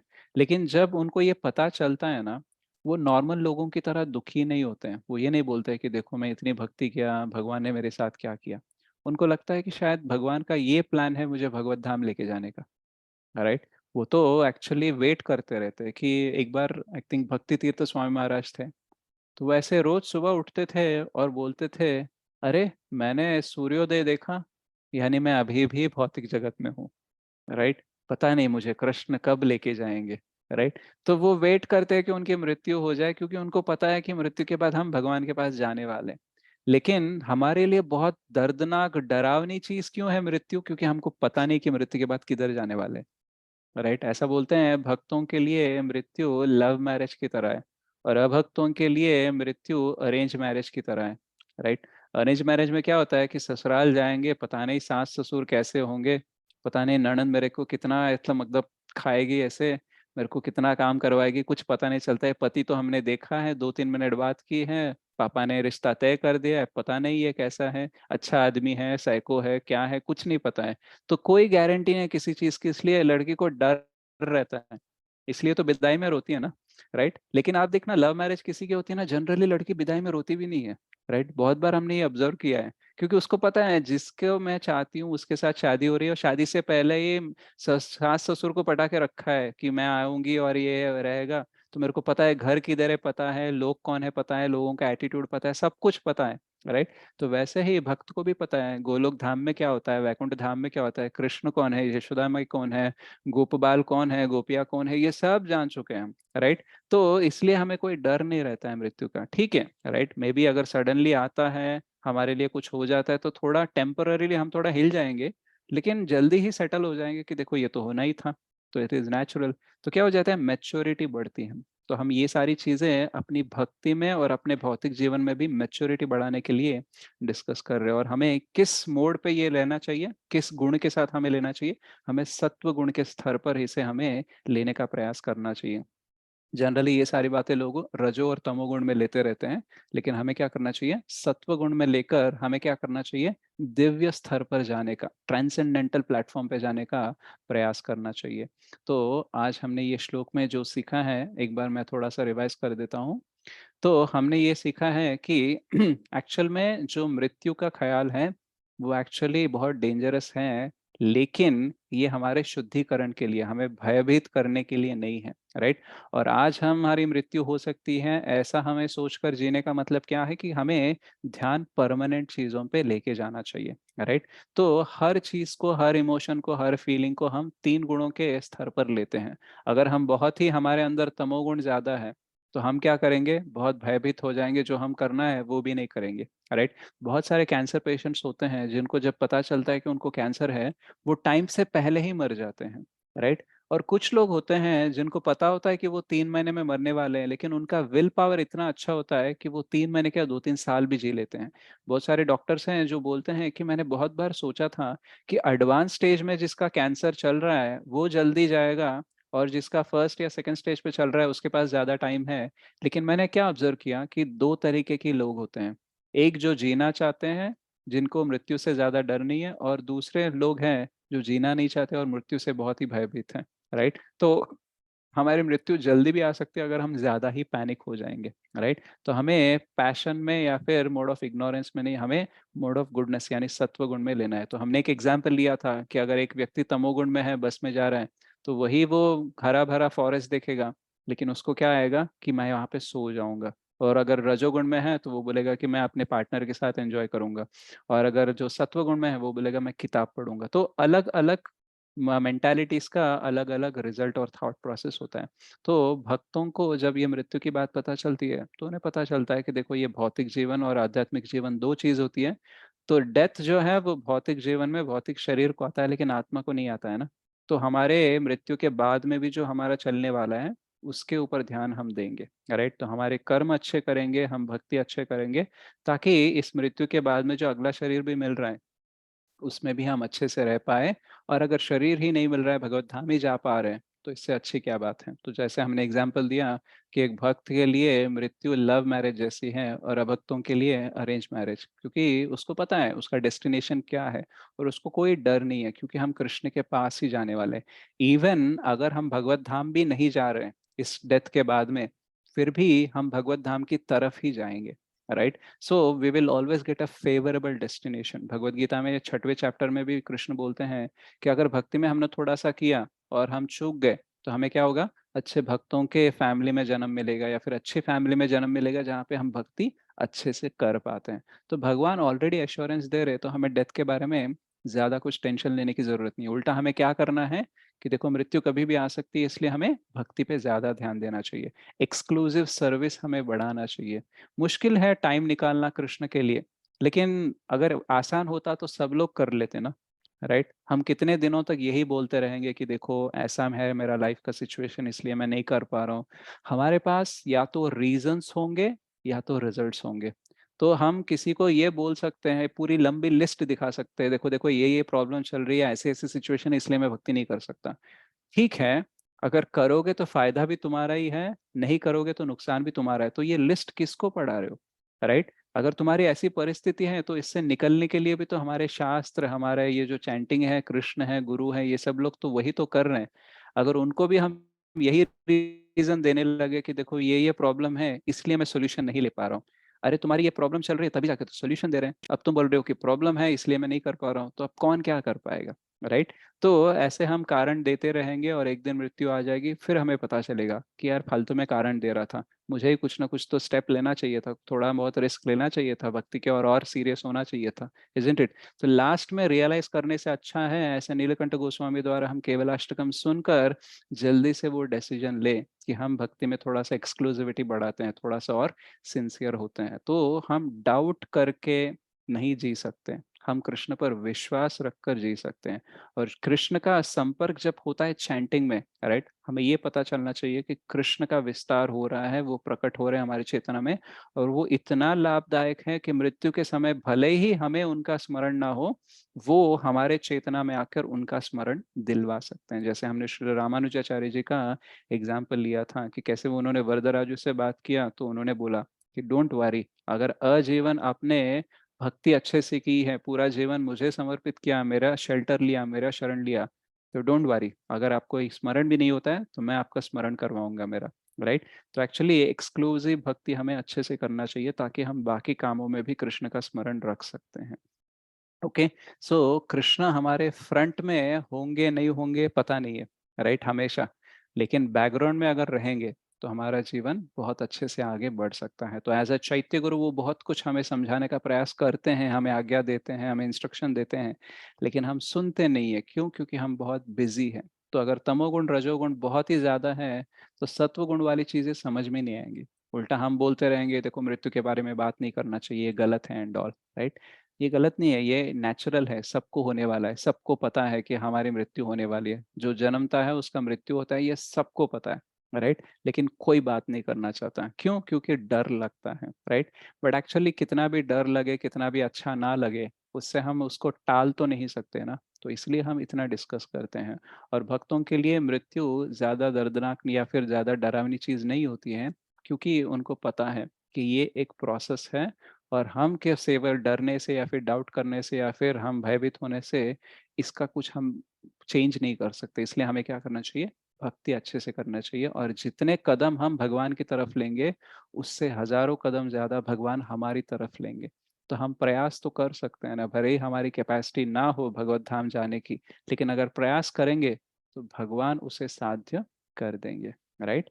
तो मैं एक बार श्लोक पढ़ लेता हूँ एंड देन आप मेडिटेट कीजिए जो जो चीजें हमने आज बात किए हैं। निश्वासे ना ही विश्वासः, सो मैं उसी ट्यून में गा लेता हूँ। निश्वासे नाहि विश्वासः, कदा रुद्धो भविष्यति, कीर्तनीयामतो बाल्यात्, हरेर्नामेव केवलम्, हरेर्नामेव केवलम्। श्री श्री केवलाष्टकम की जय, श्री नीलकंठ गोस्वामी की जय, श्रील प्रभुपाद की जय। Thank you so much. Hare Krishna. Hare Krishna. Hare Krishna, धन्यवाद प्रणाम। हरि बोल प्रभु, हरि बोल, हरि बोल। हरि बोल हरे कृष्णा प्रभु, हरि बोल प्रभु जी, हरि हरि हरि बोल। थैंक यू सो मच माता जी, संत प्रभु जी। किसी का कोई कमेंट या फिर कोई क्वेश्चन है तो आप पूछ सकते हैं, हमारे पास 5-10 मिनट है। प्रभु जी, हम कौन सा किताब पढ़ रहे हैं right now? Right now I am studying 8th canto of Shrimad Bhagavatam, और गौरांग दर्शन प्रभु का भागवत विवेका, और महात्मा दास प्रभु जी का लिविंग द विजडम ऑफ भक्ति। ओके, नहीं मैं पूछा था क्लास में अभी हम कौन सा वो कर रहे हैं? केवल अष्टकम इज अ सॉन्ग और अ कीर्तन रिटन बाय नीलकंठ गोस्वामी। अच्छा, ये केवल अष्टकम, ये सॉन्ग के बारे में आप एक्सप्लेन कर रहे हैं? यस। ओके ओके, तो ये इम्पोर्टेंट होगा ना दीक्षा के लिए? अगर टेस्ट लिया जाएगा तो ये भी क्वेश्चन में आएगा प्रभु जी? क्या?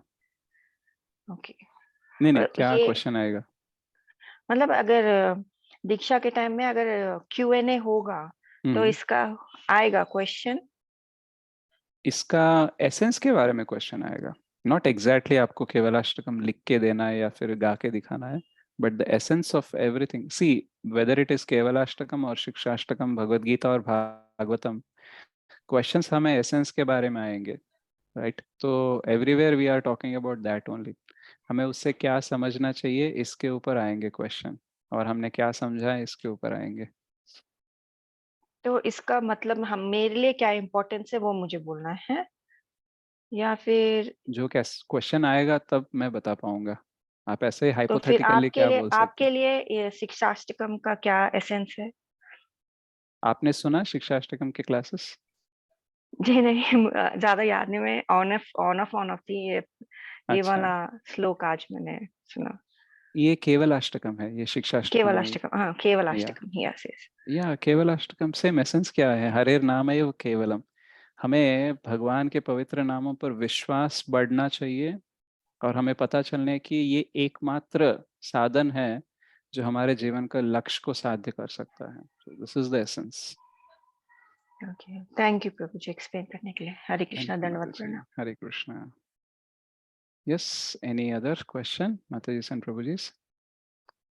कोई और व्यक्त करना चाहेगा कि आपने पिछले 4 श्लोकों में आपको क्या समझ में आया, आपको क्या लगा, केवल अष्टकम से क्या एसेंस लेना चाहिए? जैसे मैंने बोला अपना विचार, राइट?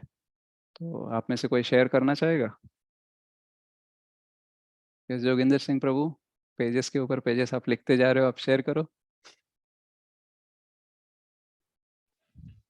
हरे कृष्णा प्रभु, दंडवत प्रणाम। मैं हरे आप कृष्ण। जो बता रहे हैं मैं वो उसको नोट डाउन करने की कोशिश कर रहा था कि कल को मैं जब ये अष्टकम केवल अष्टकम जब भी मैं रिसाइट करूंगा तो इसका क्लियर कट अंडरस्टैंडिंग हो कि मैं ये I mean, जो नीलकंठ गोस्वामी जी हमारे जो बताने चाह रहे थे कि वो उसको मैं समझ सकूं और जब भी मैं चैंटिंग करूं तो मैं इसको जो है याद करते हुए मेरी चैंटिंग ठीक तरह से हो।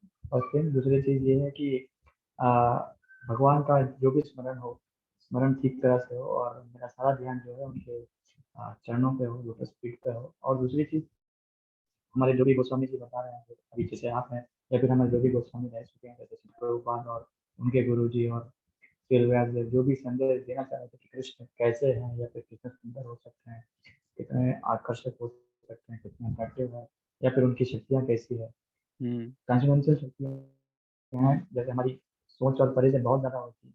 तो करेक्ट। ये सब चीज़ें जब तक ध्यान में आएंगे जब भी हम कहीं पर भी कहीं विजिट कर रहे हैं या फिर कोई एक तस्वीर देख रहे हैं जहाँ पर भगवान जैसे अभी मैं एक मंदिर में घर पे मंदिर है तो वहाँ पर एक तस्वीर है जहाँ पर श्री रामचंद्र जी और के गोद में जो है लक्ष्मण जी पड़े हैं विमोचन होकर जब वो शक्तिमान लगती है।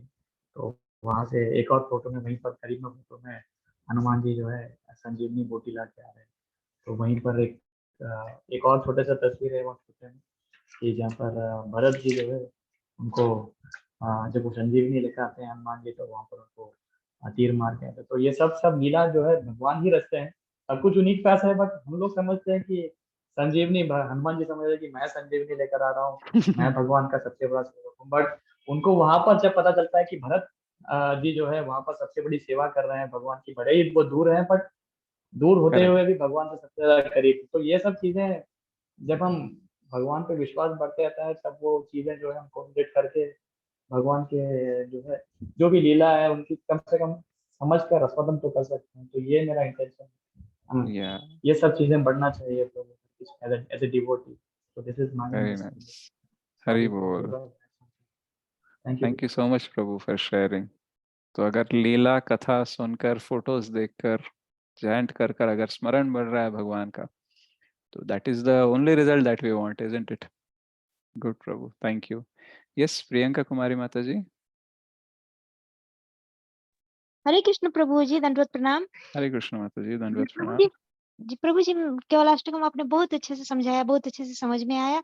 मैं अलग कुछ पूछ सकती हूँ प्रभु जी? भगवत क्या गीता या से जी अलग मतलब कृष्ण भावना भगवत गीता भावित? जी प्रभु जी, मैं भगवत गीता से पूछना चाहती हूँ। मुझे हाँ, ज्यादा डाउट है इसमें। बोलिए। क्षीरोदक्षाई विष्णु, गर्भोदक्षाई विष्णु और एक और कोई है प्रभु जी, इसमें ये मैं क्लियर नहीं कर पाया, इसको मुझे बता दीजिए प्रभु जी। ओके, तो जी भगवान जो भौतिक जगत की सृष्टि करते हैं ना, तो उसके लिए वो उनका विस्तार होता है पुरुष अवतार में। तो वो 3 होते हैं। इनको फर्स्ट वाले को बोलते हैं महाविष्णु या कारणोदक्षाय विष्णु, राइट? तो अगर मैं आपको समझा पाऊँ इससे,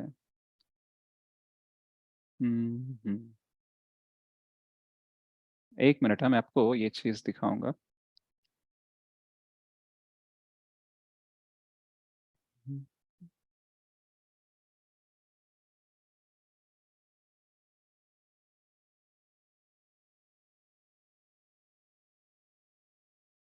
तो एक फोटो है जिससे आपको बहुत क्लियर हो जाएगा, तो मैं कम एक्सप्लेन करने से भी।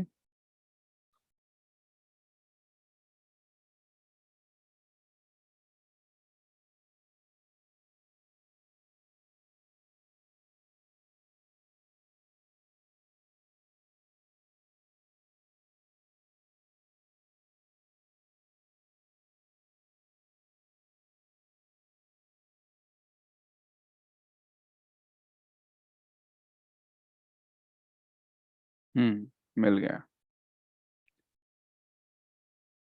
ओके, तो ओके, आपको ये स्क्रीन दिखाई दे रहा है? मैंने अभी शेयर किया है, दिख रहा है आप सबको? जी प्रभु जी। ओके, जी तो देखो कृष्ण यहाँ पे है टॉप मोस्ट प्लैनेट में, इसको बोलते हैं आध्यात्मिक जगत का सबसे top most planet, Golok Vrindavan, उसके नीचे अयोध्या, उसके नीचे वैकुंठ, और यहाँ पे आता है भौतिक जगत। ठीक है, तो भौतिक जगत में, एक मिनट, हाँ, तो भौतिक जगत की सृष्टि जब होती है तो यहाँ पे 3 प्रकार के विष्णु होते हैं, उनको पुरुषावतार बोलते हैं। तो ये है कारणोदक्षाय विष्णु और महाविष्णु। तो यहाँ से क्या होता है, उनके जो स्वेद रंध्र होते हैं वहां से अनेकों अनेक ब्रह्मांड निकलते रहते हैं। इसलिए भगवान का एक और नाम होता है अनंत कोटि ब्रह्मांड नायक। और ये एक ब्रह्मांड, ये जो सारे गोल्डन बॉल्स दिख रहे हैं उसमें से एक का थोड़ा सा जूम करके हमको दिखाया है। तो उसमें क्या होते हैं, इसमें ये महाविष्णु होते हैं ना, तो ये छोड़ के और एक विस्तार होता है जिसको बोलते हैं गर्भोदक्षाय विष्णु। तो पहले ये एंटर होते हैं ब्रह्मांड में, और उन वो क्या करते हैं, अपना जो स्वेट होता है, उनका जो पसीना होता है, उससे ये गर्भोदक ओशन बनता है, और उसमें ये आदिशेष है और उसमें ये बैठे हैं, और उनके नाभि से एक कमल का फूल खिलता है जिसमें ब्रह्मा जी आते हैं। तो ये है गर्भोदक्षाय विष्णु। और जो हमारे सबके हृदय के अंदर जो सुपर सोल या परमात्मा रहते हैं, वो किसका विस्तार है, वो विस्तार को बोलते हैं क्षीरोदकशायी विष्णु। राइट, और ये जो सारे अवतार आते हैं हमारे इस ब्रह्मांड के अंदर, राइट, तो जो सारे अवतार है वो वैकुंठ में होते हैं, राइट, लेकिन वो वैकुंठ से इस ब्रह्मांड में आने के लिए एक एजेंसी को यूज करते हैं, मतलब किसी के थ्रू आते हैं, तो वो है क्षीरोदक्षायी विष्णु। सो इनके थ्रू ही सारे अवतार आते हैं। तो मतलब ये क्रिएट नहीं कर रहे हैं क्षीरोदक्षायी विष्णु, लेकिन ये एक चैनल है जिसकी वजह से सारे अवतार यहाँ पे प्रकट होते हैं, राइट। तो इसलिए हम भगवान के जो अवतार होते हैं ना, उसको बोलते हैं प्रकट या अप्रकट, अपियरेंस एंड डिसअपियरेंस बोलते हैं, बर्थ और डेथ नहीं बोलते हैं, क्योंकि वो ऑलरेडी आध्यात्मिक धाम में एटर्नली रहते हैं, सनातन से रहते हैं, राइट, लेकिन वो आते जाते हैं जैसे गेस्ट की तरह, गेस्ट अपियरेंस होता है उनका। तो आपको समझ में आ गए 3 विष्णु, प्रियंका कुमारी माता जी? जी प्रभु जी, बहुत क्लियर हुआ, पहले से बहुत क्लियर हुआ। थैंक यू पूरी माता तरह जी। से तो नहीं हुआ, लेकिन पहले से बहुत क्लियर हो गया। हो जी प्रभु। जाएगा। आप चैंटिंग कितना करते हो, कितने रमाला करते हो? प्रभु जी, काउंट 16 से अबव ही जाती है।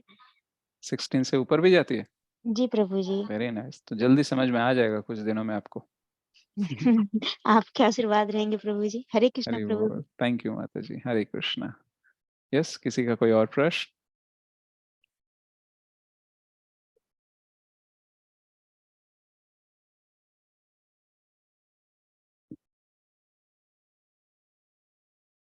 ये कहाँ लिखा हुआ मिलेगा? कौन सा प्रभु? ये जो हमने क्षीरोदक्षाय विष्णु ये सब बताया हमने, ये कहाँ पे होगा?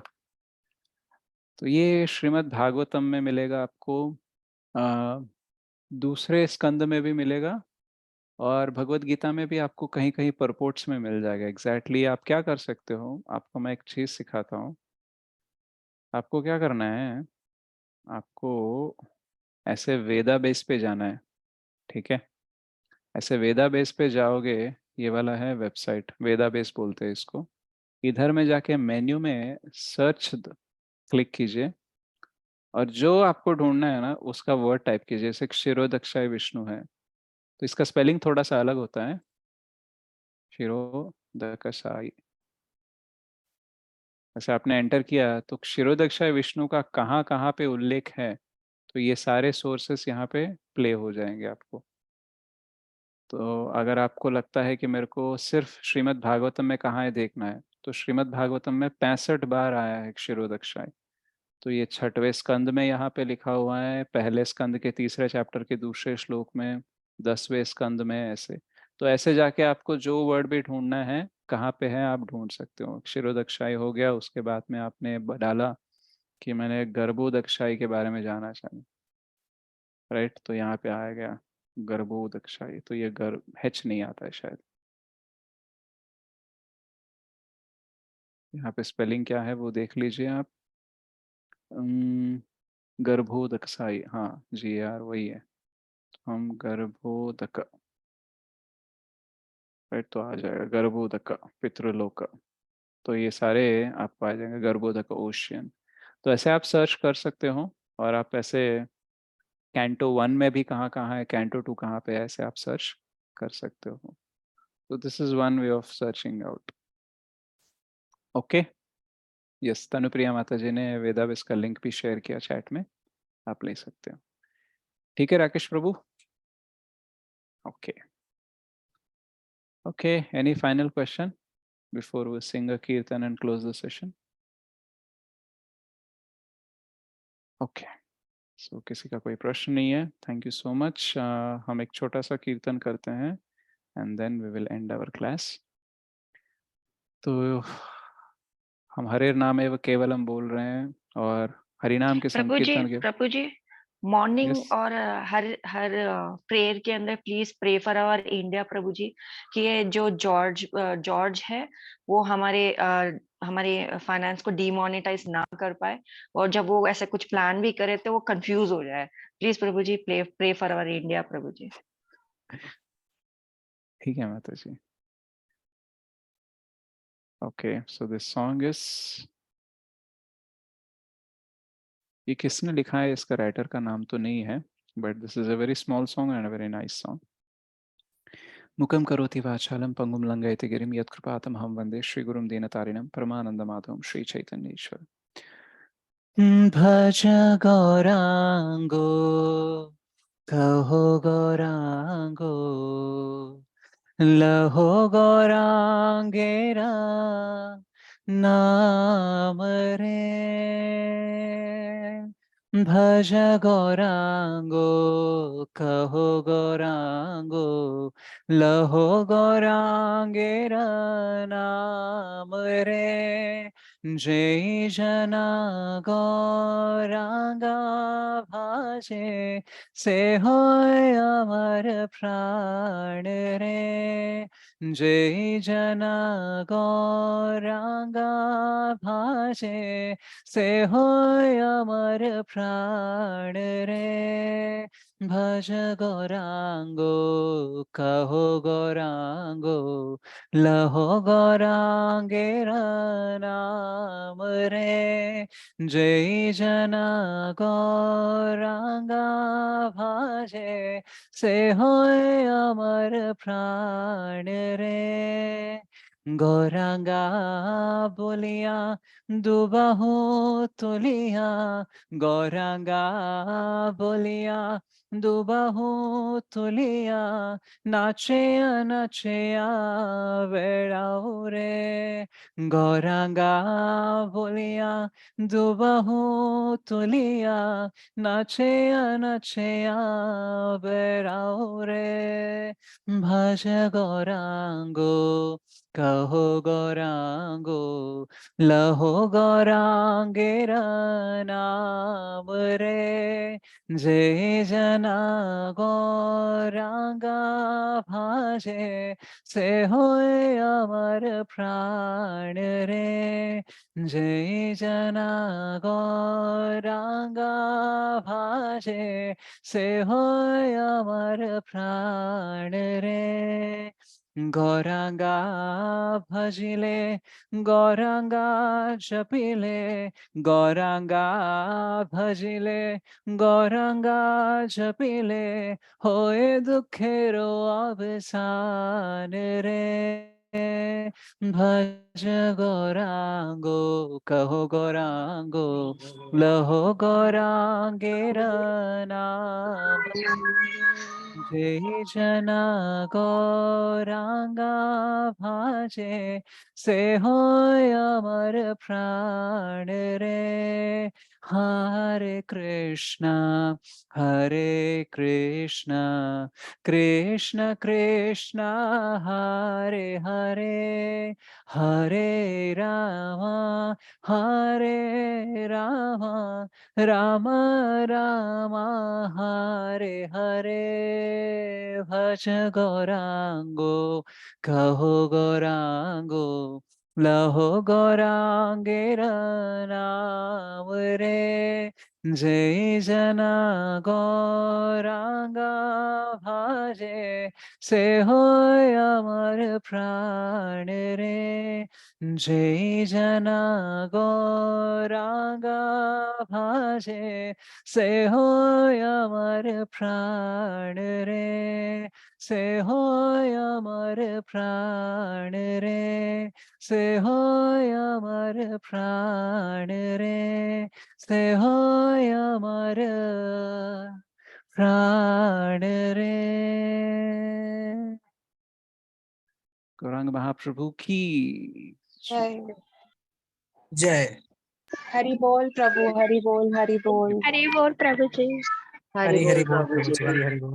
थैंक यू सो मच माता जी सन प्रभु जी। तो हम अगले हफ्ते मिलेंगे। Will continue with fifth shloka of Shri Kevalashtakam. Okay, thank you so much. वांछा कल्पतरुभ्यश्च कृपा सिंधुभ्यैव च पतितानां पावनेभ्यो वैष्णवेभ्यो नमो नमः। श्री श्री राधा मदन मोहन जी की जय। श्री श्री गौर निताई की जय। जय जगन्नाथ, जय बलदेव, जय सुभद्रा माई की जय।